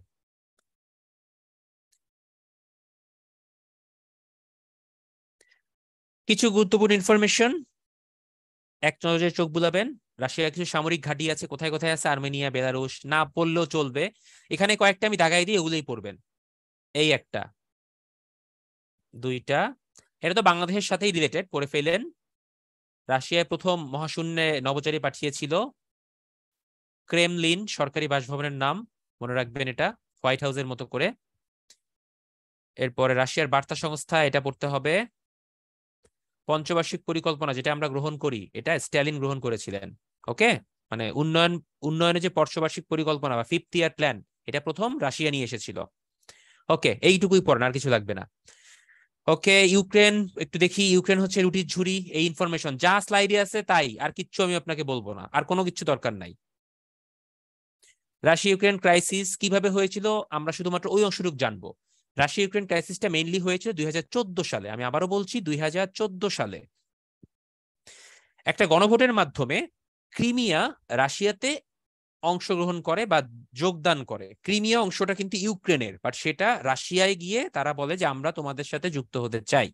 তো পরবর্তীতে রাশিয়া সুন্দর করে ক্রিমিয়া তখন দখলও করে নেয়। মানে শিয়ালের কাছে মুরগি যেয়ে যদি বলে, যে মুরগি এসে বলে শিয়াল আমি চলে এসেছি টেকমি, তখন তো শিয়াল বসে থাকবে না ডেফিনেটলি। সো ক্রিমিয়া একটা গণভোট আয়োজন করেছিল, সেই গণভোটের মাধ্যমে ক্রিমিয়াটা রাশিয়ার সাথে একীভূত হয়। এবং এই দখলটা কিন্তু আবার খুব স্মুথ হয় নাই, হালকা পাতলা কিছু গ্যাঞ্জাম হয়েছিল, বাট ইউক্রেন কোনোভাবেই রাশিয়ার সাথে পারেনি। পরবর্তীতে রাশিয়া তাদের এরকম আরেকটা ইস্যু ক্রিয়েট করে, এবং এরকম একটা ইস্যু ক্রিয়েট করে আরো দুইটা স্টেট বা প্রদেশকে বলে যে এরা আমাদের সাথে যোগদান করতে চায়।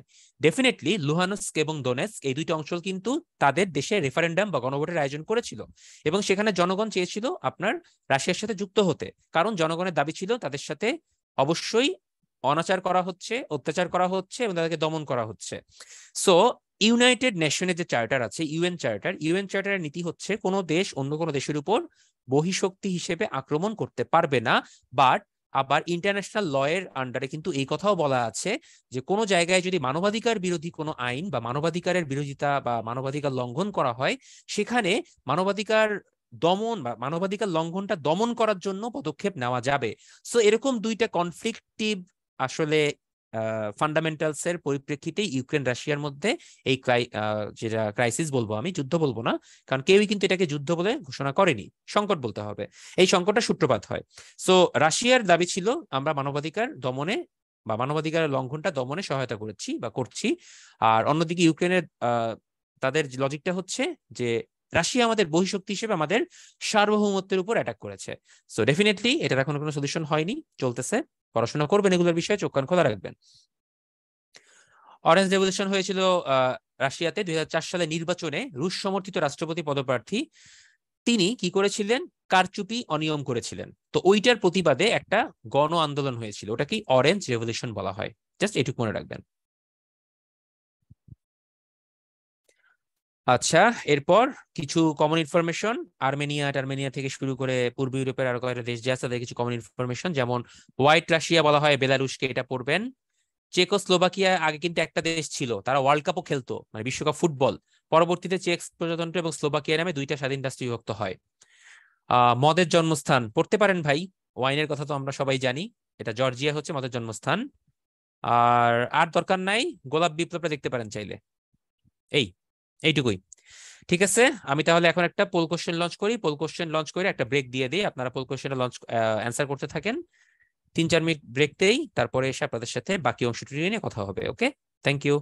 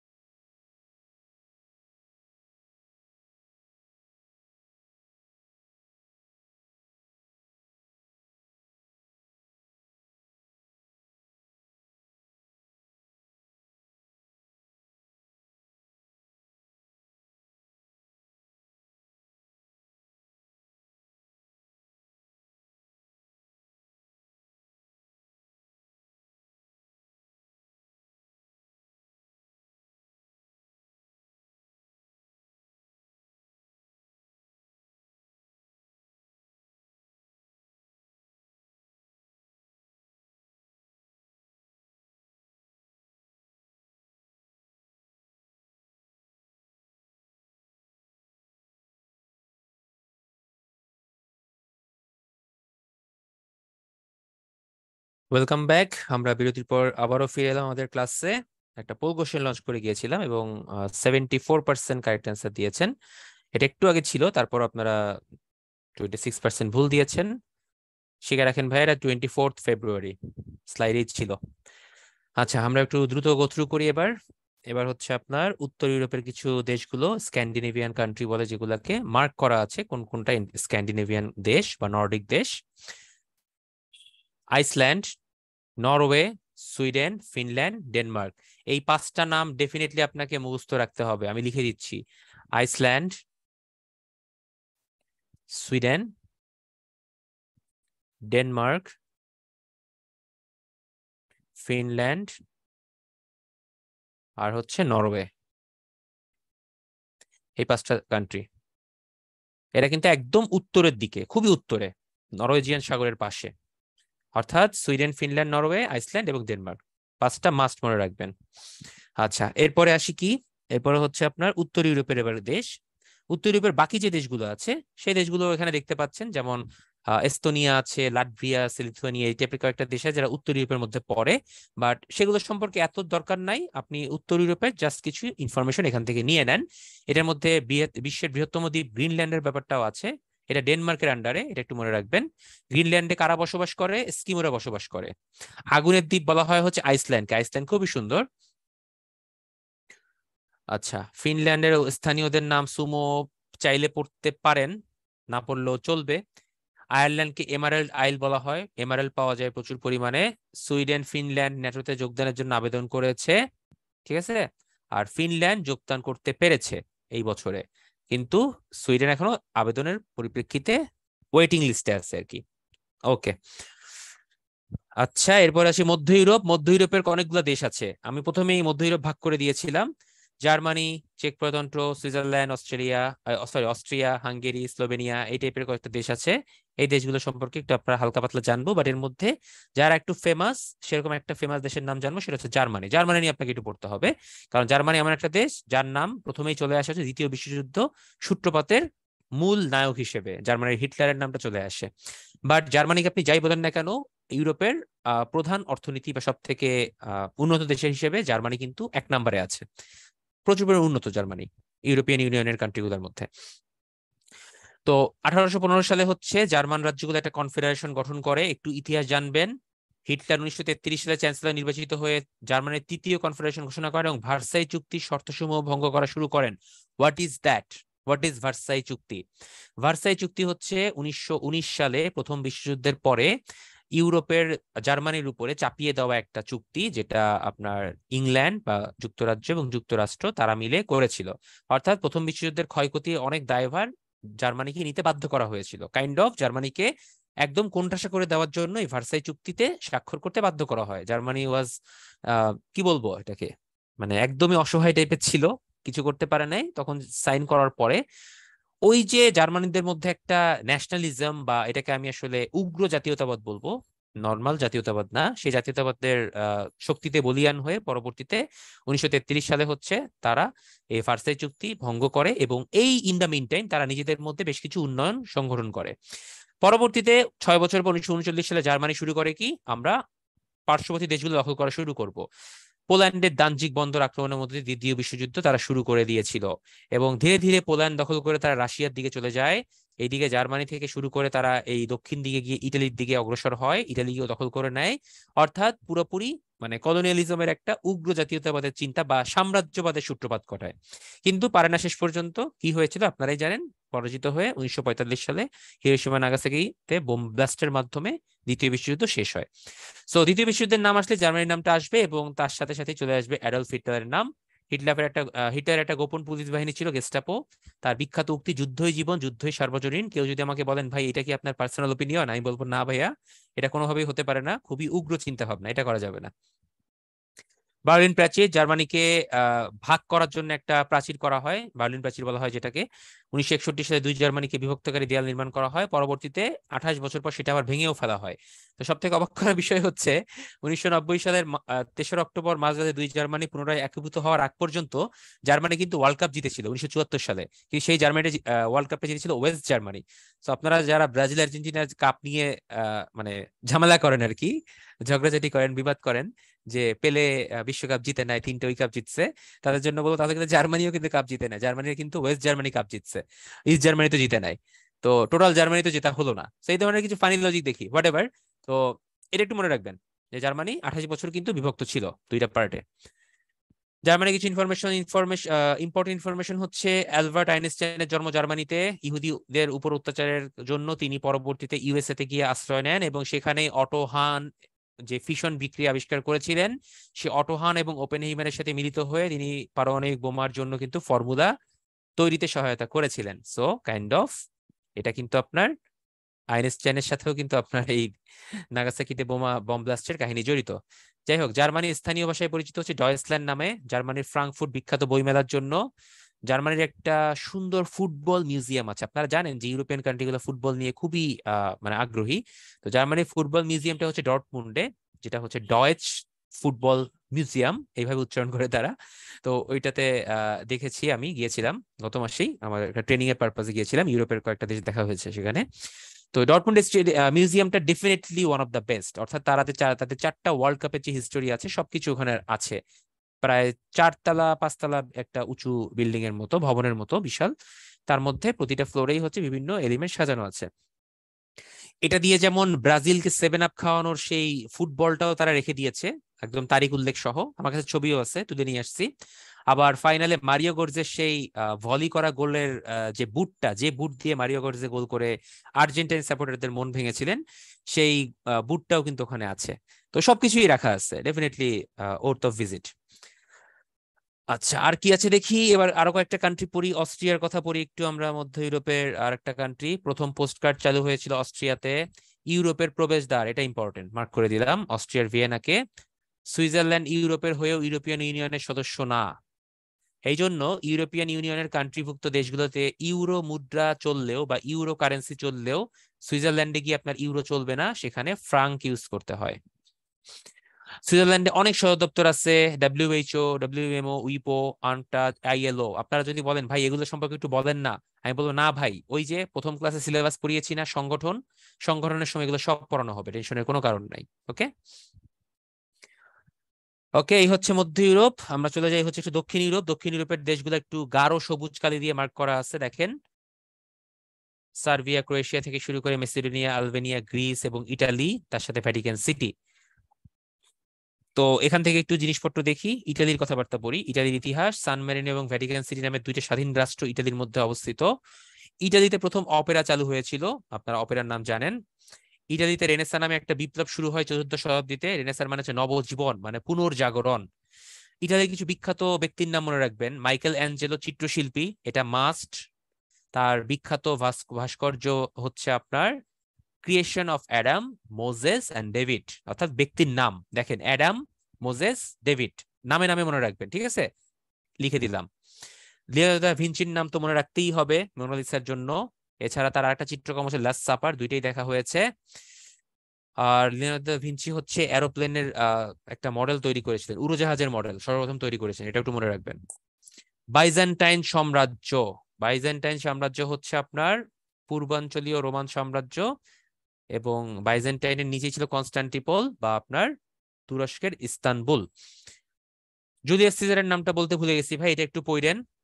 এখন সবই তো ভাই দেখা লাগে, কারণ কোনটা আসবে আমি তো বলতে পারছি না। I am getting tired of reciting everything, কারণ প্রত্যেকটা জিনিস বলতে হচ্ছে, কারণ কিছু করার নাই, আপনাকে এখানে প্রচুর ইনফরমেশন।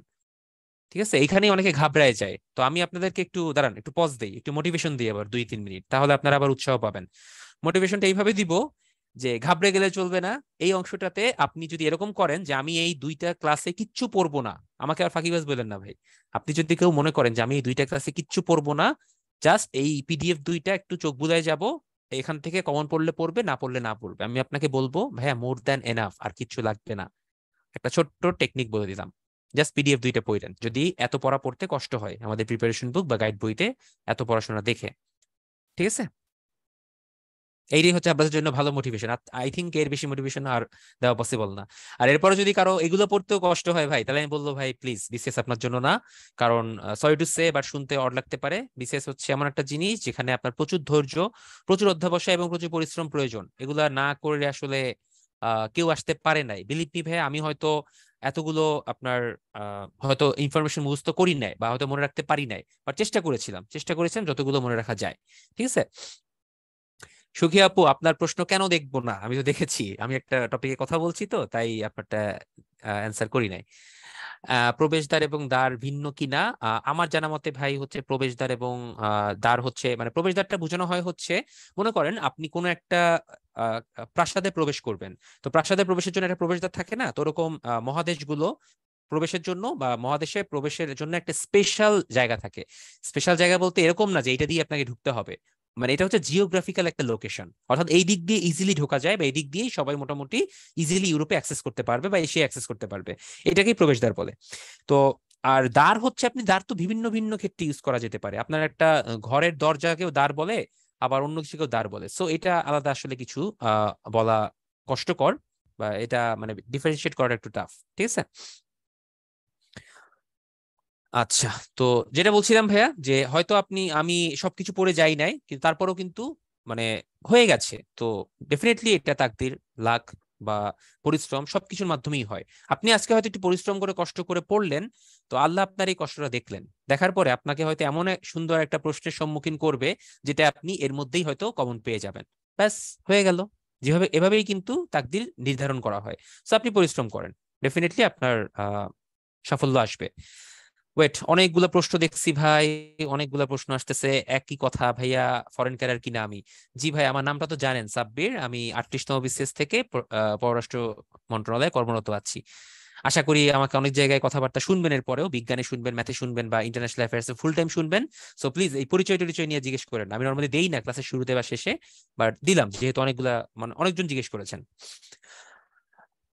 আচ্ছা, চলে যাই কিছু গুরুত্বপূর্ণ ইনফরমেশন দক্ষিণ ইউরোপে। আমি মার্ক করে দিই যে অংশটুকু, সেগুলোই পড়েন।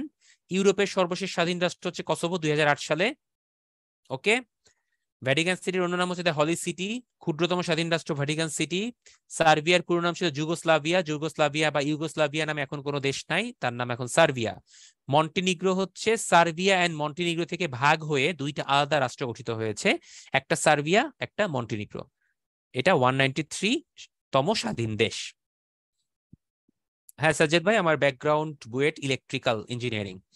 ডেটন চুক্তিটা অবশ্যই মাস্ট পড়বেন, লাস্টে বললাম, তারপরও ভেরি ভেরি ইম্পর্টেন্ট। 1995 সালে বসনিয়া চেচনিয়া যুদ্ধ নিরসনের জন্য ডেটন চুক্তি স্বাক্ষরিত হয়েছিল।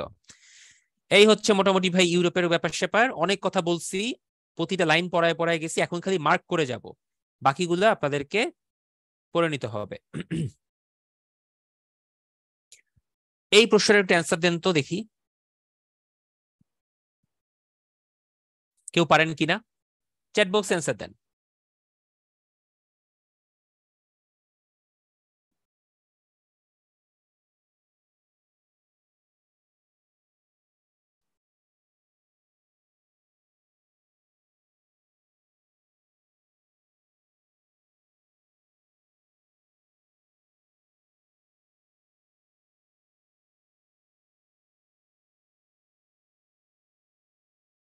আচ্ছা, বিভিন্ন রকম অ্যান্সার পাচ্ছি, বাট আপনারা অনেকেই জানেন দেখতে পাচ্ছি। Good, very good. এটা হচ্ছে নাৎসিবাদের বাইবেল, মেইন কাম্ফকে বলা হয় নাৎসিবাদের বাইবেল। ঠিক আছে, আর যারা যারা জানতেন না একটু দেখে রাখেন। ওকে, যেটা বলছিলাম, এখন আমি একটু গো থ্রু করে যাব ফার্স্ট। আমি মার্ক করে দিব কোন কোন অংশগুলো আপনারা পড়বেন। আমাদের আর দুইটা মহাদেশ বাকি আছে, উত্তর আমেরিকা এবং এরপর হচ্ছে ওশেনিয়া। তো উত্তর আমেরিকা, দক্ষিণ আমেরিকা, ওশেনিয়া, এগুলো নিয়ে একটু মার্ক করে দিচ্ছি। উত্তর আমেরিকাতে মেইন যেটা পড়বেন হচ্ছে আপনি, উত্তর আমেরিকাতে একটা ভালো দেশ আছে ভাই, ইউএসএ। সব তো ওরাই করে, মেক্সিকো কানাডা থাকলেও এগুলো নিয়ে এত বেশি কথাবার্তা হয় না। সো আমি একটু মার্ক করে যাচ্ছি কোনগুলো জিনিস দেখবেন। রাইট শিমুল ভাই, আপনি বুঝতে পারছেন, প্রত্যেকটা লাইন বলে যাওয়া কঠিন, খুবই কঠিন। আমি লাগিয়ে দিচ্ছি। ইউরোপের আবিষ্কার, সরি ইউএসএ এর বা উত্তর আমেরিকার আবিষ্কারক তো অবশ্যই জানবেন। কতগুলো স্বাধীন দেশ আছে? আয়তনে হচ্ছে বৃহত্তম দেশ হচ্ছে কানাডা। জনসংখ্যায় বৃহত্তম দেশ হচ্ছে যুক্তরাষ্ট্র, সেন্ট কিটস অ্যান্ড নেভিস হচ্ছে ক্ষুদ্রতম। ওই যে আপনার ক্যারিবিয়ান অঞ্চলে যে ছোট ছোট দেশগুলো আছে তার মধ্যে সেন্ট কিটস অ্যান্ড নেভিস নামে একটা দেশ আছে। বেশি ঘনবসতি হচ্ছে মেক্সিকোতে, কম ঘনবসতি কানাডা। ভাই কানাডা এত ঠান্ডা, ওইখানে মানুষজন থাকতে চায় না ভাই। ঠিক আছে। আচ্ছা, দীর্ঘতম নদী হচ্ছে মিসিসিপি। নায়াগ্রা জলপ্রপাতের নাম জানেন। উষ্ণতম হচ্ছেন ডেথ ভ্যালি। এই ডেথ ভ্যালি হচ্ছে ক্যালিফোর্নিয়ার একটা রাস্তা, যেটা 200 কিলোমিটারের মতো প্রায় লম্বা একটা রাস্তা, যেখানে হচ্ছে আপনার কোনো বাঁক নাই, স্ট্রেইট লাইন। এটাকে বলা হয় ডেথ ভ্যালি। আশেপাশে কিচ্ছু থাকে না। চাইলে গুগল করতে পারেন বা ইউটিউবে দেখতে পারেন, ডেথ ভ্যালি নিয়ে অনেক ভিডিও আছে। জাস্ট জানার জন্য বললাম আর কি, কেউ যদি আগ্রহী হন। আচ্ছা, কলম্বাস আমেরিকা কত সালে আবিষ্কার করেছে? 1492, এটা জানবেন। প্রথম প্রেসিডেন্ট কে ছিল? George Washington. কত সালে স্বাধীন হয়? প্রথম ভার্সাই চুক্তি হয়েছিল কত সালে? এই কয়টা ইম্পর্টেন্ট, ভেরি ভেরি ইম্পর্টেন্ট, পড়ে রাখবেন। যুক্তরাজ্যের অঙ্গরাজ্য মুখস্থ রাখার দরকার নাই, বাট কতটা অঙ্গরাজ্য আছে সেটা মনে রাখবেন। 50টা অঙ্গরাজ্য আছে যুক্তরাষ্ট্রে, 50 স্টেটস। লাস্টেরটা হচ্ছে হাওয়াই, ওকে, যার রাজধানীর নাম হচ্ছে হনুলুলু। এটা হচ্ছে মোটামুটি প্যাসিফিকে অবস্থিত। আর কোনটা বৃহৎ কোনটা ছোট এটা তো একটু জানতে হবে। আয়তনে বৃহত্তম হচ্ছে আলাস্কা, যেটা 1867 সালে রাশিয়া তাদের কিছু দেনা পাওনা পরিশোধের জন্য যুক্তরাষ্ট্রের কাছে নামমাত্র মূল্যে বিক্রি করে দেয়। আলাস্কার যে আয়তন, সেই আয়তন হিসাব করলে পার বর্গ কিলোমিটার এরিয়া তারা মাত্র আহ কত সেন্টে যেন বিক্রি করে দিয়েছে, মানে $1 না, এরকম সেন্টে তারা বিক্রি করে দিয়েছিল। ঠিক আছে। তো প্রচুর লস করছে। এবং আলাস্কা হচ্ছে এমন একটা জায়গা যে আলাস্কার ভিতরে এমন একটা বড় আপনার অভয়ারণ্য আছে, মানে সাফারি বা ইকোট্যুরিজম টাইপের জায়গা, যেটা বাংলাদেশের থেকেও বড়। ঠিক আছে। আলাস্কা নিয়ে অনেক ভিডিও আছে, একটু দেখেন। মানে সব ইনফরমেশন দেওয়া পসিবল না বা বলাও পসিবল না। ঋতু বলেছেন এগুলো মনে রাখার কোনো শর্টকাট আছে কিনা? ভাইয়া শর্টকাট থাকলে তো আমি আপনাকে শর্টকাট গুলোই বলতাম, যে ভাই এমনি এমনি শর্টকাট মনে রাখবেন। একটা ইনফরমেশন একজন ব্যক্তি কিভাবে মনে রাখতে পারে, এটা সম্পূর্ণ তার নিজস্ব বিষয়। আমি এক ভাই মনে রাখবো, কালাম নামে একজন অন্য ভাই মনে রাখবে, আবুল নামের আরেকজন আরেক ভাই মনে রাখবে, রহিমা নামে একজন আরেক ভাই মনে রাখবে, হোয়াট এভার। সো প্রত্যেকের একটা নিজস্বতা আছে, আপনি আপনার মতো করে মনে রাখার চেষ্টা করেন। এখানে অনেকেই বলে যে জিকে নিনজা টেকনিক, মাত্র 200 পৃষ্ঠা পড়লে আর কিছু পড়া লাগবে না। আমি বলবো সব বোগাস ভাইয়া, এই বোগাস কথাবার্তা শুই না, নষ্ট করবেন না। আপনি যতটুকু মনে রাখতে পারবেন ততটুকু মনে রাখতে পারলেই চলবে, সব লাগে না। ঠিক আছে। আচ্ছা, জনসংখ্যায় বৃহত্তম কে? জনসংখ্যায় বৃহত্তম হচ্ছে ক্যালিফোর্নিয়া, বাট আয়তনে বৃহত্তম আলাস্কা। এইটুকুই আর কি। রাজনীতি রাজনীতি ডিটেলসের দরকার নাই ভাই। রাজনীতি হচ্ছে আপনার প্রেসিডেন্ট শাসিত, আমরা জানি সবাই। আইনসভার নাম কংগ্রেস, দ্বিকক্ষ বিশিষ্ট, একটা সিনেট, একটা হচ্ছে হাউস অব রিপ্রেজেন্টেটিভ। এই পর্যন্ত মনে রাখবেন। বাট চাইলে পরে রাখতে পারেন যে প্রত্যেকটা অঙ্গরাজ্য থেকে 2 জন করে 100 জন সিনেটর নির্বাচিত হন।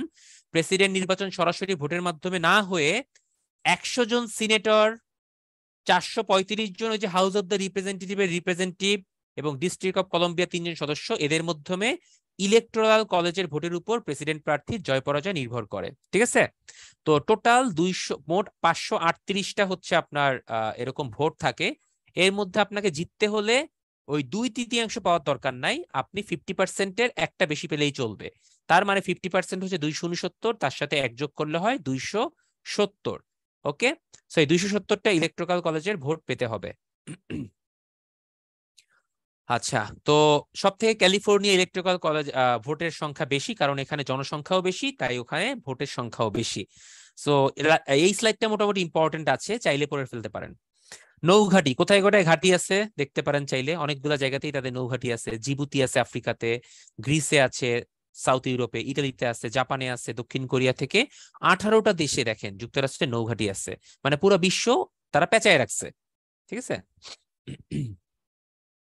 আব্রাহাম লিঙ্কন ব্যক্তির নাম, জাস্ট ইম্পর্টেন্ট, একবার রিডিং দিবেন এগুলা। উনি দাসদের নিয়ে কাজ করেছেন, কততম রাষ্ট্রপতি ছিলেন, তার বিখ্যাত উক্তি, ভেরি ভেরি ইম্পর্টেন্ট। জন উইলস নামে একজন আততায়ীর হাতে তিনি নিহত হন, এটা খুবই স্যাড একটা ঘটনা। আপনারা চাইলে লিঙ্কন মুভিটা দেখতে পারেন। কেউ দেখছেন লিঙ্কন মুভিটা? 2012 সালে বেরিয়েছিল, দেখেন লিঙ্কনের ছবি দিয়েছে। এখানে একজন অ্যাক্টর অভিনয় করেছিলেন, তার নামটা আমি ভুলে গেছি ভাই। আমার খুবই পছন্দের একজন অ্যাক্টর, মানে সে যে ক্যারেক্টারটা তো পোর্ট্রে করতে যায় একদম সেই ক্যারেক্টারের মতোই হয়ে যায়, তাকে দেখলে বোঝাই যায় না যে সে আসলে অন্য একটা ব্যক্তি। এরকম আরেকটা, হ্যাঁ, Daniel Day Lewis, thank you thank you, নামটা মনে আসতেছিল। ড্যানিয়েল একটা কি যেন একটা নাম ছিল। এই এই ব্যক্তিরে ভাই দেখে আমি অবাক হই, কেমনে পসিবল ভাই, মানে যে ক্যারেক্টার দেওয়া হয় সেই ক্যারেক্টারই সে মিশে যায়। আরেকজন হচ্ছে আপনার ক্রিশ্চিয়ান বেল, মাই গড। মানে এই লিঙ্কন দেখার সময় আমার মনে হচ্ছিল যে আমি আসলে আব্রাহাম লিঙ্কনরই দেখতেছি। তার মতো করে হাঁটা চলা, তার মতো করে কথা, ডায়লগ ডেলিভারি, এক্সপ্রেশন, লুক এবং চেহারা, মানে যে তাকে মেকআপ দিছে তার একদম আব্রাহাম লিঙ্কনই বানাই দিছে। Definitely one of the best, দেখতে পারেন লিঙ্কন মুভিটা। হ্যাঁ, ফ্র্যাঙ্কলিন রুজভেল্ট পড়ে নিবেন ভাই, এগুলা লাল কালি দিয়ে মার্ক করা যেখানে যেখানে দিচ্ছি একটু পড়ে নিবেন। প্রত্যেকটা লাইন আর পড়াতে পারতেছি না ভাই, আমার অলরেডি গলা ব্যথা শুরু হয়ে গেছে, কারণ এই ক্লাসগুলোয় প্রত্যেকটা লাইন পড়িয়ে যেতে হয়, খুব প্যাথেটিক জায়গা। হ্যারি এস ট্রুম্যান, তিনি হচ্ছেন হিরোশিমা নাগাসাকিতে পারমাণবিক বোমা হামলা চালানোর জন্য উনি হচ্ছে একটা নির্দেশনা দিয়েছিলেন, অর্ডার করেছিলেন। ওকে, ইংলিশ মুভিতে দেখেন না, প্রেসিডেন্টের অর্ডার জন্য ওয়েট করে, অর্ডার পাওয়া মাত্রই হচ্ছে মিসাইল হামলা করে, ওরকম টাইপের। আর তিনি হচ্ছে ট্রুম্যান ডক্ট্রিনের প্রবক্তা। এই ডক্ট্রিনের মাধ্যমে যুক্তরাষ্ট্র কারো সাথে সাথে পাচে থাকবে না এই নীতি থেকে বেরিয়ে আসে, বেরিয়ে এসে পুরো বিশ্ব শাসন করা শুরু করে। জন এফ কেনেডি, তিনি একজন প্রেসিডেন্ট, পুলিৎজার পুরস্কার বিজয়ী। রিচার্ড নিক্সন মুক্তিযুদ্ধের সময় ছিলেন। জিমি কার্টার নোবেল শান্তি পুরস্কার পেয়েছিলেন। বারাক ওবামা, ভাই পড়ে নিয়েন একটু, এগুলো রিডিং পড়বেন, যে কয়টা ইনফরমেশন মনে রাখতে পারেন পড়বেন। কিছু গুরুত্বপূর্ণ তথ্য মার্ক করে দিচ্ছি কোনটা কোনটা পড়বেন। নাসাটা পড়বেন, কত সালে এস্টাবলিশ করা হয়। স্ট্যাচু অফ লিবার্টি আছে, ওই যে হাত উঁচু করে এক মহিলা দাঁড়ানো, এটা হাডসন নদীর তীরে রাখা আছে এবং এটা ফ্রান্স আপনার উপহার দিয়েছিল ইউএসএ কে। ওয়াল স্ট্রিট একটা বিখ্যাত সড়ক। শিকাগোতে শ্রমিক আন্দোলন করার মাধ্যমে সেই মে দিবস পালন করা হয়। আর গুয়ামেতে যুক্তরাষ্ট্রের নৌঘাঁটি আছে, পড়তে পারেন। ব্লাস, এইটুকু ইয়ার লাগবে না ভাই, অনেক ইনফরমেশন। অস্ত্র রপ্তানি করে বেশি আয় করে যুক্তরাষ্ট্র, আপনি জানেন। বিশ্বের রাজধানী বলা হয় নিউ ইয়র্ককে, নিউ ইয়র্ক সিটি হচ্ছে খুবই উন্নত এবং সুন্দর।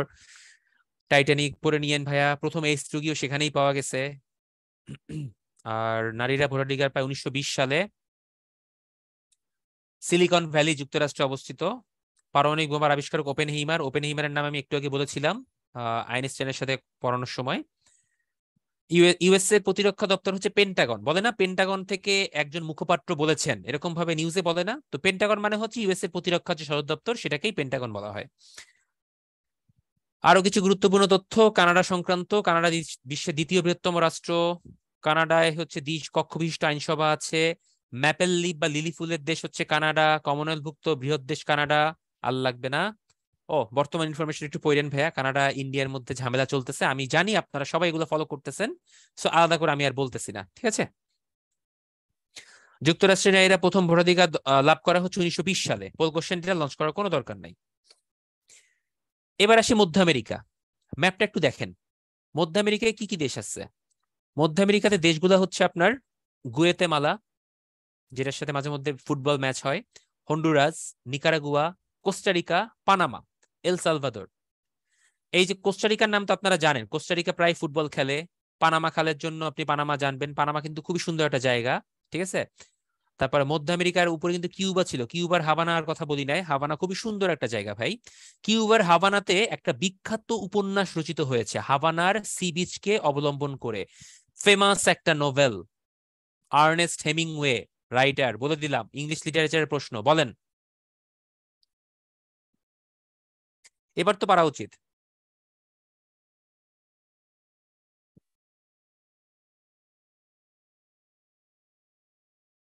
আচ্ছা, আপনারা বলেন আর্নেস্ট হেমিংওয়ের ফেমাস উপন্যাসের নাম কি? মিনহাজ ভাই, থ্যাংক ইউ। আর কেউ? মাত্র একজন? আজিজুর ভাইও বলেছেন। যাক, আপনাকেও ধন্যবাদ। বলতে থাকেন। মনি আপু, আবার টাইপ কিছু কেন, কনফিডেন্টলি বলতে হবে।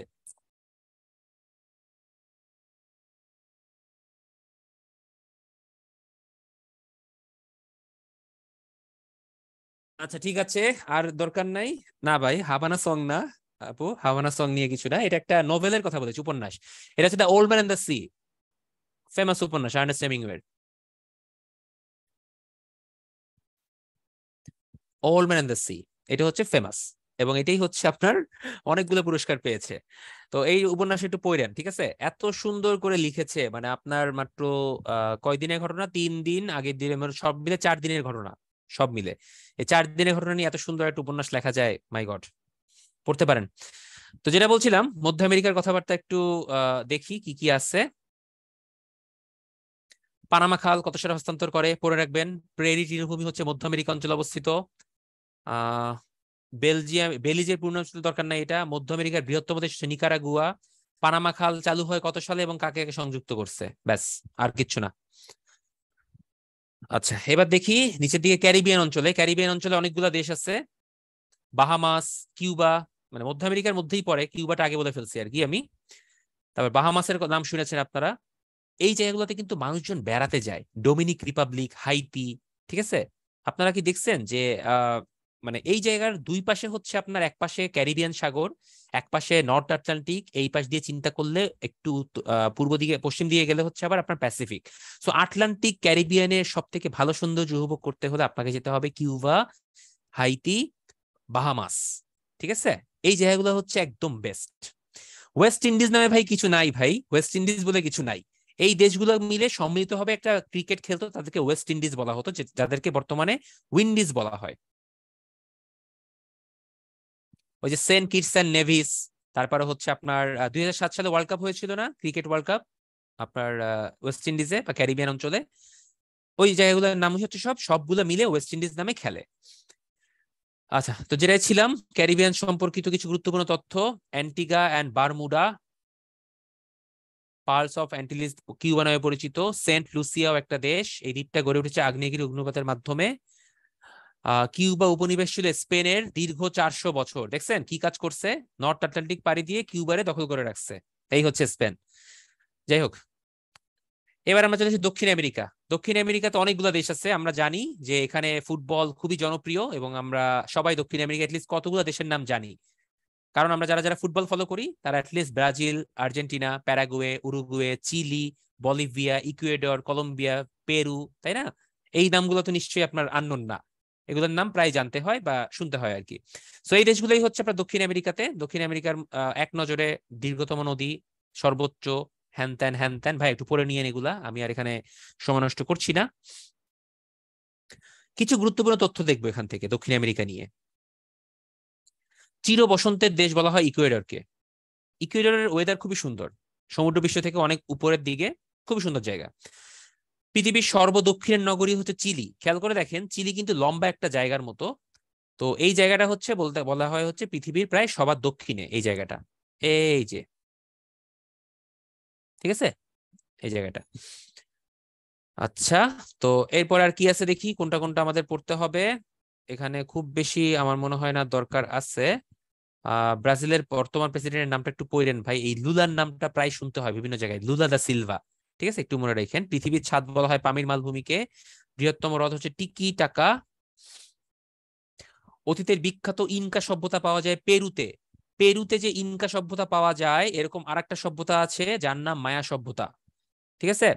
তো এই মায়া সভ্যতা নিয়ে একটা সিনেমা আছে, মুভি আছে, Hollywood movie, very very famous, survival movie টাইপের।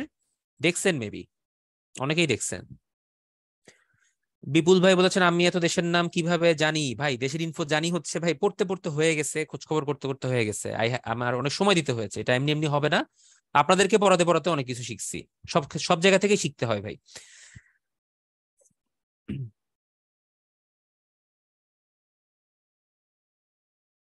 না মাসুম ভাই, পাবলো এসকোবার নিয়ে পড়া লাগবে না।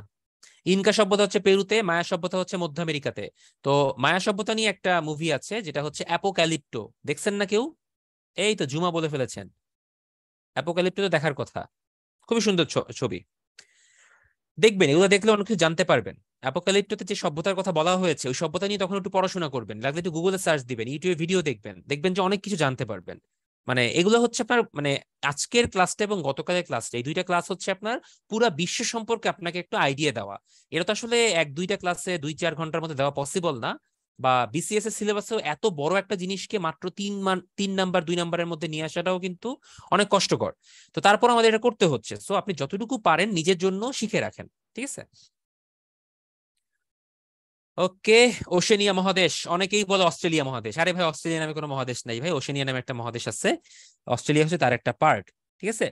তো ওশেনিয়া মহাদেশে হচ্ছে আমরা অস্ট্রেলিয়া জানি যে অস্ট্রেলিয়ার এক মাথা থেকে আরেক মাথা ড্রাইভ করতে গেলে পুরো ইউরোপ পার হয়ে যাবে, ঠিক আছে, এত বড় দেশ অস্ট্রেলিয়াতে। এবং অস্ট্রেলিয়ার ম্যাক্সিমাম জায়গাতেই হচ্ছে মরুভূমি আছে। আর নিউজিল্যান্ড হচ্ছে অস্ট্রেলিয়ার দক্ষিণ পূর্ব দিকে একটা দেশ, খুব সুন্দর দেশ, যারা এখন খেলতেছে। এবং আমি একটু আগে আপনাদের গ্যাপের মধ্যে বিরতি দেওয়ার সময় দেখে আসলাম যে নিউজিল্যান্ডের রান 140 ক্রস করে গেছে এক উইকেটে। So I think New Zealand is gonna win today. আচ্ছা, তো আমরা যাই একটু কি আছে অস্ট্রেলিয়ার, কি কি আমরা দেখবো। অস্ট্রেলিয়া শব্দের অর্থ এশিয়ার দক্ষিণাঞ্চল। খেয়াল করবেন অস্ট্রেলিয়া কিন্তু বিশ্বকাপ ফুটবলে অংশগ্রহণ করে হচ্ছে এশিয়ার দেশ হিসেবে। অস্ট্রেলিয়া ব্রিটেনের সাথে সাংবিধানিক সম্পর্ক ছিন্ন করে 1986 সালে, কিন্তু স্টিল অস্ট্রেলিয়া হচ্ছে আপনার মহারানী ভিক্টোরিয়ার, মানে আপনার যে ভিক্টোরিয়া ছিল ইংল্যান্ডের রানী বা বর্তমান রানী এলিজাবেথের পরে যে এখন রাজা তৃতীয় চার্লস, তাদের আন্ডারেই কিন্তু আপনার অস্ট্রেলিয়া পরিচালিত হয় কমনওয়েলথের কারণে, ঠিক আছে। এটাকে ডোমিনিয়ন বলা হয়। এরপরে হচ্ছে অস্ট্রেলিয়ার আদিবাসীদের বলা হয় হচ্ছে অ্যাবরিজিন। অ্যাবরিজিন এদের একটা আলাদা নাম আছে। অ্যাবরিজিন মানে হচ্ছে Australia, A for Australia, A for aborigine. আচ্ছা, দুই একজন আমাকে ইনফরমেশন দিয়েছেন। ডেভন কনওয়ে সেঞ্চুরি করে ফেলেছেন, এখন score 193 for 1। Definitely it's a good news. আচ্ছা, নিউজিল্যান্ড দিয়ে দেখেন, নিউজিল্যান্ডে প্রথম নারীরা ভোটাধিকারের ক্ষমতা পান 1893 সালে। এটা ভেরি ভেরি ইম্পর্টেন্ট ইনফরমেশন, মাথায় রাখবেন। নিউজিল্যান্ডের আদি অধিবাসীর নাম হচ্ছে মাউরি, আর অস্ট্রেলিয়া হচ্ছে অ্যাবরিজিন। ওকে। দক্ষিণের গ্রেট ব্রিটেন বলা হয় নিউজিল্যান্ডকে, নিউজিল্যান্ডদেরকে বলা হয় কিউই, কিউই পাখির নাম অনুসারে। আর অস্ট্রেলিয়াদের বলা হয় কি, অজিজ। অস্ট্রেলিয়ার জাতীয় পশুর নাম কি বলতে পারবেন? জাতীয় প্রাণী যেটা, এটা বলতে পারার কথা, খুব সুন্দর। দুই পায়ে লাফ লাফ দিয়ে চলে, পেটের মাঝে বা থলেও আছে। হ্যাঁ ভাই, ক্যাঙ্গারু। গুড। আচ্ছা, এবার আসি ওশেনিয়া মহাদেশের কিছু ক্ষুদ্র ক্ষুদ্র অংশে। ওশেনিয়া মহাদেশের যে অস্ট্রেলিয়া এবং নিউজিল্যান্ড বাদে বাকি যে অঞ্চলটা, এই বাকি তিনটা অঞ্চলটাকে তিনটা ভাগে ভাগ করা যায়। স্লাইডটা একটু ডিস্টার্বিং মনে হতে পারে, এত কিছু মনে রাখবো কিনা। আমি বলবো না ভাই, এত কিছু মনে রাখতে হবে না, আমি দাগিয়ে দিচ্ছি। আচ্ছা, সামোয়ানরা কোন দেশের অধিবাসী? মাসুম ভাই প্রশ্ন করছে। ভাই এই যে চলে আসছি তো, এখানেই আছে, দেখেন। ওশেনিয়া মহাদেশের মধ্যে অস্ট্রেলিয়া এবং নিউজিল্যান্ড বাদ দিলে বাকি তিনটা অঞ্চল আছে। একটা হচ্ছে মাইক্রোনেশিয়া, নামটা মনে রাখবেন, একটা পলিনেশিয়া, একটা হচ্ছে মেলানেশিয়া। মাইক্রোনেশিয়ার মধ্যে হচ্ছে নিরক্ষরেখার কাছাকাছি 5টা মাত্র দ্বীপ দেশ নিয়ে গঠিত। সো মাইক্রোনেশিয়া হচ্ছে 5। নাউরু, ক্যারোলিন, মার্শাল, কিরিবাতি ও সিয়াম, এই দেশগুলো নিয়ে হচ্ছে বা দ্বীপরাষ্ট্র নিয়ে হচ্ছে মাইক্রোনেশিয়া গঠিত। পারলে নাম মুখস্থ করেন, না পারলে কোনো সমস্যা নাই, এগুলো থেকে প্রশ্ন ওভাবে আসে না। পলিনেশিয়া, পলিনেশিয়াতে আছে হচ্ছে আপনার মধ্য ও দক্ষিণ প্রশান্ত মহাসাগরের কয়েকটা দ্বীপ, এর মধ্যে 6টার নাম বলা যায়, যেমন টোঙ্গা, সামোয়া, এই যে মাসুম ভাই আপনার নাম, আপনার সামোয়া চলে আসছে, টুভ্যালু, কুক, স্টার আইল্যান্ড এবং তাহিতি, ঠিক আছে। এরপর চলে আসি হচ্ছে আরেকটা অঞ্চল, সেটা হচ্ছে আপনার মেলানেশিয়া বা মেলোনেশিয়া। এটা হচ্ছে আপনার দক্ষিণ পশ্চিম প্রশান্ত মহাসাগরের দ্বীপগুলো, যার মধ্যে ফিজি, পাপুয়া নিউগিনি, সলোমন দ্বীপপুঞ্জ, এরকম অনেকগুলো দ্বীপ আছে, নিউগিনি, ঠিক আছে। তো এই যে দেশগুলো, এরা সবাই কিন্তু স্বাধীন দেশ, কিন্তু এরা হচ্ছে দ্বীপ রাষ্ট্র এবং এদেরকে ছোট ছোট অঞ্চলে ভাগ করা হয়েছে। তো আমি লাস্ট টাইম বলছি, মাইক্রোনেশিয়া, মেলানেশিয়া অ্যান্ড পলিনেশিয়া। ওকে, স্লাইডটা দেখেই পড়বেন, আলাদা করে আর কিচ্ছু পড়ার দরকার নাই। এদের সংক্রান্ত যদি কিছু তথ্য আপনি জানতে চান, এখান থেকে দেখতে হবে, এই স্লাইডটা থেকে। দেখি কি আছে। পলিনেশিয়া দ্বীপগুলো বেশিরভাগই হচ্ছে মধ্য দক্ষিণ প্রশান্ত মহাসাগরে। ভাই, এটা তো আমি একটু আগেই দেখলাম, আগে স্লাইডে লেখা আছে, সেটা না পড়লেও চলবে। স্বাধীন 3টি দেশ বিশিষ্ট পলিনেশিয়া অঞ্চলে বিভিন্ন দেশের অধীন দ্বীপসমূহ হচ্ছে যুক্তরাষ্ট্রের হাওয়াই, এটা পলিনেশিয়ার মধ্যে পড়েছে। ইস্টার দ্বীপপুঞ্জ কিন্তু চিলির আন্ডারে, আর নিউ আইল্যান্ড হচ্ছে নিউজিল্যান্ডের আন্ডারে। সো এই লাইনটা আপনাকে পড়তে হবে। ওকে। আর রাজধানী মুখস্থ রাখার কোনো দরকার নাই, এই যে ক্রস দিয়ে দিই একটা। এত রাজধানী মুখস্থ করে করবেন কি ভাই? রাজধানী তো গুগল সার্চ করলেই পাওয়া যায়, এটা দিয়ে আপনার কোনো যোগ্যতা যাচাই করা সম্ভব না। সো রাজধানী পড়তে ডিসকারেজ করি, ইম্পর্টেন্ট কয়েকটা বাদ দিলে, এগুলো তো লাগবেই না। আচ্ছা, ওশেনিয়া নিয়ে ফাইনাল কিছু ইনফরমেশন। অস্ট্রেলিয়া মহাদেশের উষ্ণতম মাস হচ্ছে জানুয়ারি। তারা সামারে হচ্ছে সবকিছু করে, খেয়াল করবেন যে দেখছেন যে অস্ট্রেলিয়ান ক্রিকেটে সামার শুরু হয় কিন্তু ডিসেম্বর থেকে। অস্ট্রেলিয়াতে যেসব দেশ খেলতে যায়, তারা কিন্তু সামারে খেলতে যায়। যেমন ইন্ডিয়া যায়, ইংল্যান্ডে যে অ্যাশেজটা হয়, অ্যাশেজটা হয় কিন্তু ডিসেম্বরে। অস্ট্রেলিয়া যেটা হয়, অস্ট্রেলিয়া যে ওয়ার্ল্ড কাপ হলো 2015 সালে, সেটাও কিন্তু হলো কিন্তু ফেব্রুয়ারিতে, মানে সামার প্রায় শেষের দিকে শুরু হয়েছে এরকম। ওকে ভাই, ওদের সামারেও প্রচুর ঠান্ডা, ভাই কি করবেন বলেন, সোয়েটার পরে খেলে এই জন্য। আচ্ছা, 2012 সালে কার্বন কর চালু করে অস্ট্রেলিয়া, মানে আপনি যত কার্বন এমিশন করবেন সেই অনুযায়ী ট্যাক্স দিতে হবে। দীর্ঘতম নদী হচ্ছে মারে ডার্লিং, ডার্লিং দিয়ে মনে রাখতে পারেন অস্ট্রেলিয়া। আয়তনে ক্ষুদ্রতম দেশ নাউরু, জনসংখ্যায় ক্ষুদ্রতম দেশ টুভালু। ওকে, লাস্ট পোল কোশ্চেন, পালাওয়ের রাজধানী কোনটা? এটা আমি লঞ্চ করবোই না, আপনাদেরকে মুখস্থ করতেও ডিসকারেজ করবো। এটা হবে এন গেরুল মুদ, বাট পড়ার দরকার নেই ভাই, বলতেছি তো, কোনো লাগবে না। এরকম যদি চলেও আসে পরীক্ষায় ছেড়ে দিবেন। এত রাজধানী মুখস্থ করে একটা এমসিকিউ পড়ার কোনো দরকার নাই। এই সময়টা লাগলে ওই বিন্যাস সমাবেশ করেন, বিজ্ঞান প্রাণী বিজ্ঞান পড়েন, এগুলা কাজ করেন, কাজে আসবে। ওকে, সো আমরা এখন প্রিভিয়াস ইয়ারের কোশ্চেন দেখবো, দেখি কেমন প্রশ্ন আসে, কোন জায়গা থেকে কিরকম এসেছে। 45 বিসিএস এর প্রশ্ন, প্রথমেই 4টা। ক্ষুদ্রতম মহাদেশ দেখেন, দক্ষিণ আমেরিকা, আফ্রিকা, ইউরোপ। অস্ট্রেলিয়াতে কোনো মহাদেশ না, so it will be blank. Australia নামে কোনো মহাদেশ নাই।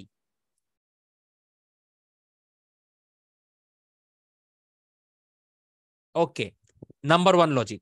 নাম্বার 2 লজিক, ভাই অস্ট্রেলিয়া তো মানে ওশেনিয়ার তো আরেক নাম অস্ট্রেলিয়া, ওশেনিয়ার মধ্যে অস্ট্রেলিয়া তো বৃহৎ দেশ, তো এই জন্য আমরা এটাকে অস্ট্রেলিয়া মহাদেশ বলবো। ওকে, নাম্বার 2 তাহলে হচ্ছে অপশন এ। এবার আসি অপশন, এবার হচ্ছে সিনারিও 3। অস্ট্রেলিয়া তো ভাই মহাদেশই না, তাহলে দক্ষিণ আমেরিকা, আফ্রিকা, ইউরোপ, এই তিনটার মধ্যে আয়তনে ছোট কে? ইউরোপ। তাহলে অ্যান্সার হবে ইউরোপ।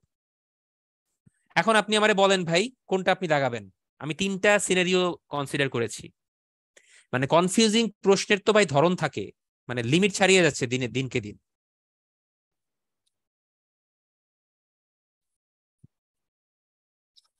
আপনি বলেন 3টে অ্যান্সার পসিবল এখানে, মানে একটা আপনি ব্ল্যাঙ্ক রাখবেন, যেহেতু ইউরোপ বড়, আফ্রিকা বড়, দক্ষিণ আমেরিকা বড়, অস্ট্রেলিয়া তো মহাদেশের মধ্যে পড়ে না।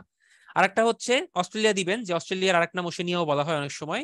আরেকটা হচ্ছে 3টার মধ্যে আপনার ইউরোপ হচ্ছে ক্ষুদ্রতম। সো এটার আমি কোনো অ্যান্সার দিতে পারছি না, সরি টু সে ভাইয়া।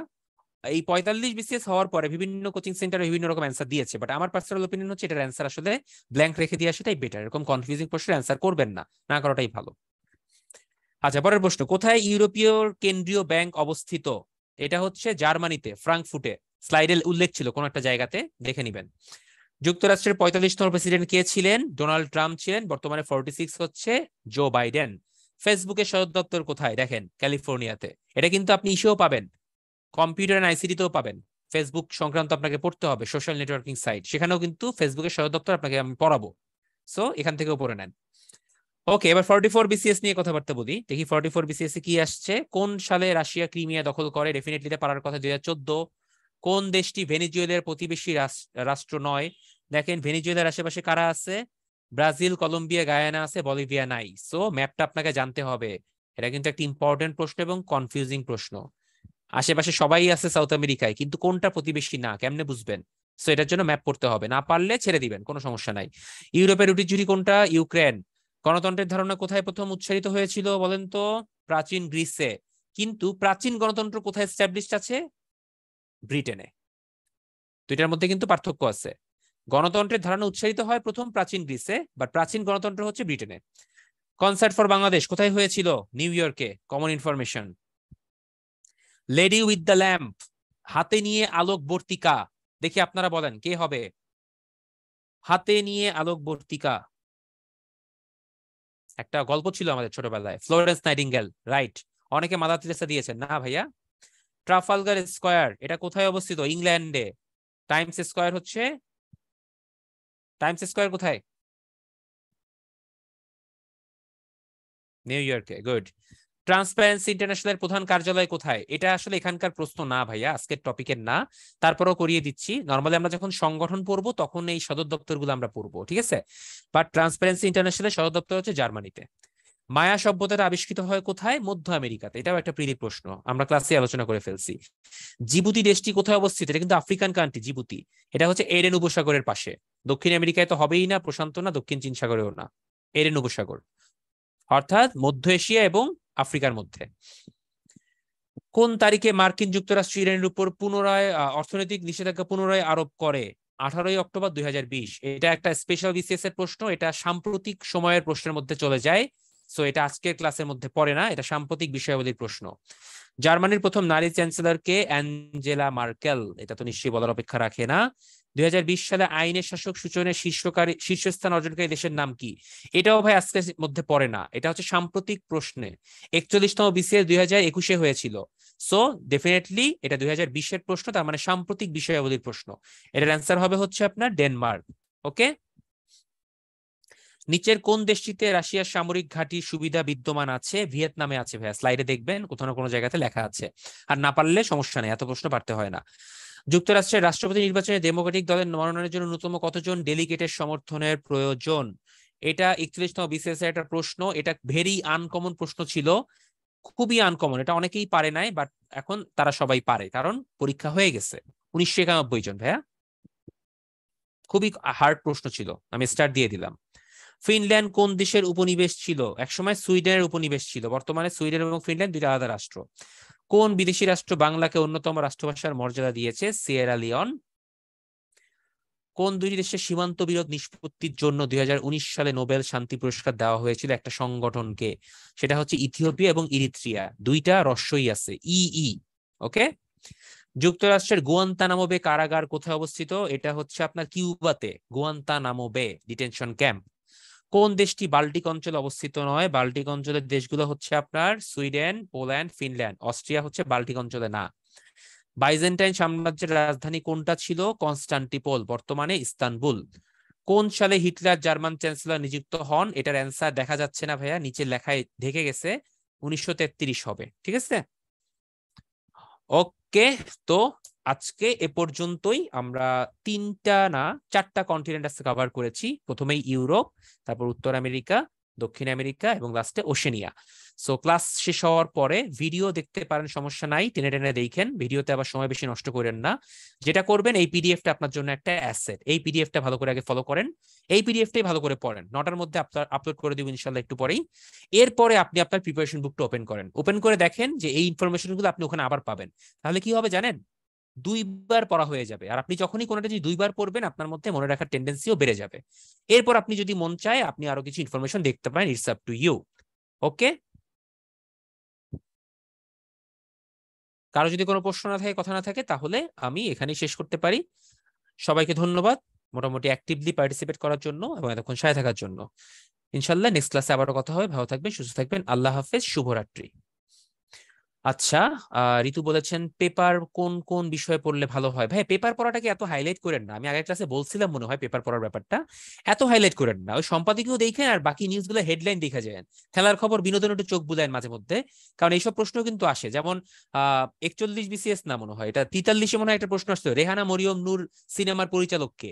তো এটা কিন্তু ফেসবুক নিউজ পেপার অনেক ভাইরাল ছিল, যে আজমেরি হক বাঁধনের শাড়ি কত সুন্দর, উনি কত সুন্দর লাগছে, একদম গ্ল্যামারাস, এইসব নিয়ে কত কিছু হয়েছে। কিন্তু ওই প্রশ্ন কিন্তু প্রিলিমিনারি পরীক্ষায় আসছে। সো বিনোদনের পাতাটা একটু দেখেন মাঝে মধ্যে, এটা নিয়ে এত হাইপ হওয়ার দরকার নাই। ওকে, আমার বিসিএস জার্নি আজকে না, আরেকদিন শুনবেন এক্সপেরিয়েন্স শেয়ারিং এর দিনে। আফ্রিকান কন্টিনেন্ট থেকে কেমন কোশ্চেন আছে? ভাই এই কোশ্চেনের উত্তর তো কেউ জানে না ভাই। আফ্রিকান কন্টিনেন্ট থেকে প্রশ্ন আসতেও পারে, নাও আসতে পারে, 50-50। আমার ফেস দেখবেন লাস্ট ক্লাসে দেখাবো যদি পসিবল হয়, আজকে না। ওকে, থ্যাংক ইউ, শুভরাত্রি, ভালো থাকবেন। এখন একটু মাথা ঠান্ডা করেন, খেলা দেখেন যে আধা ঘন্টা, খেলা শেষ হলে তারপর আবার পড়তে বসবেন। ঠিক আছে, ধন্যবাদ, শুভরাত্রি। ওকে ভাই, আপনাকে অসংখ্য ধন্যবাদ। চমৎকার একটি ক্লাস ছিল, আশা করি সবার কাছেই ভালো লেগেছে। আর এখন যদি উত্তরণ সম্পর্কিত কোনো কোশ্চেন থাকে, আপনারা চ্যাট বক্সে জিজ্ঞেস করতে পারেন।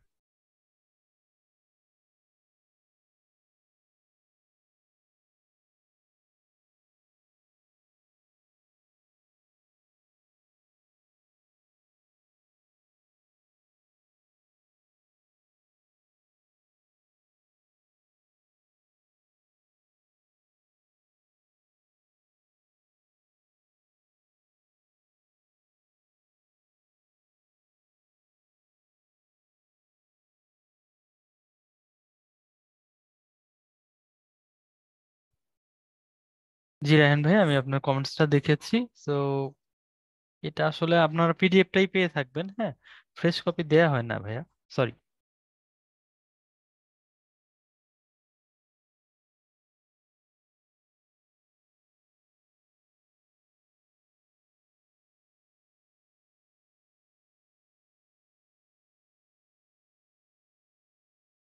হ্যাঁ আলাউদ্দিন ভাই, আশা করি পেয়ে যাবেন।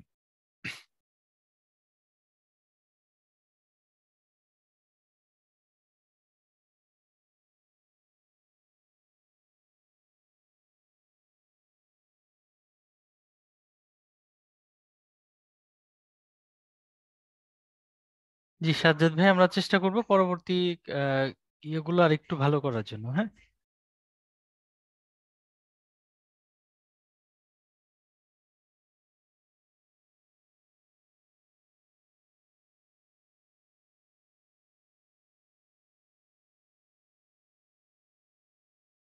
সুমন ভাইয়ের কোশ্চেনটা বুঝিনি, একটু যদি আরেকবার বলতেন।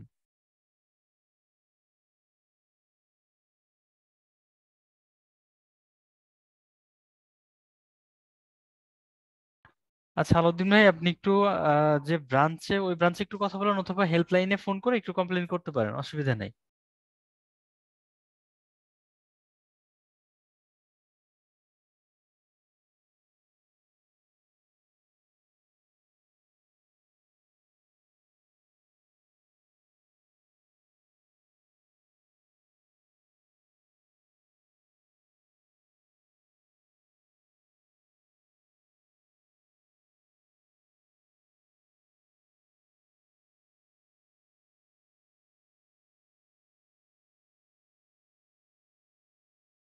সিএম ভাই, মেবি দুটো কোশ্চেনই এক হয়, সো এটা নিয়ে আহ, কষ্ট পাওয়ার কিছু নেই। হ্যাঁ, আপনি অনলাইনে অ্যাটেন্ড করতে থাকেন, নো প্রবলেম।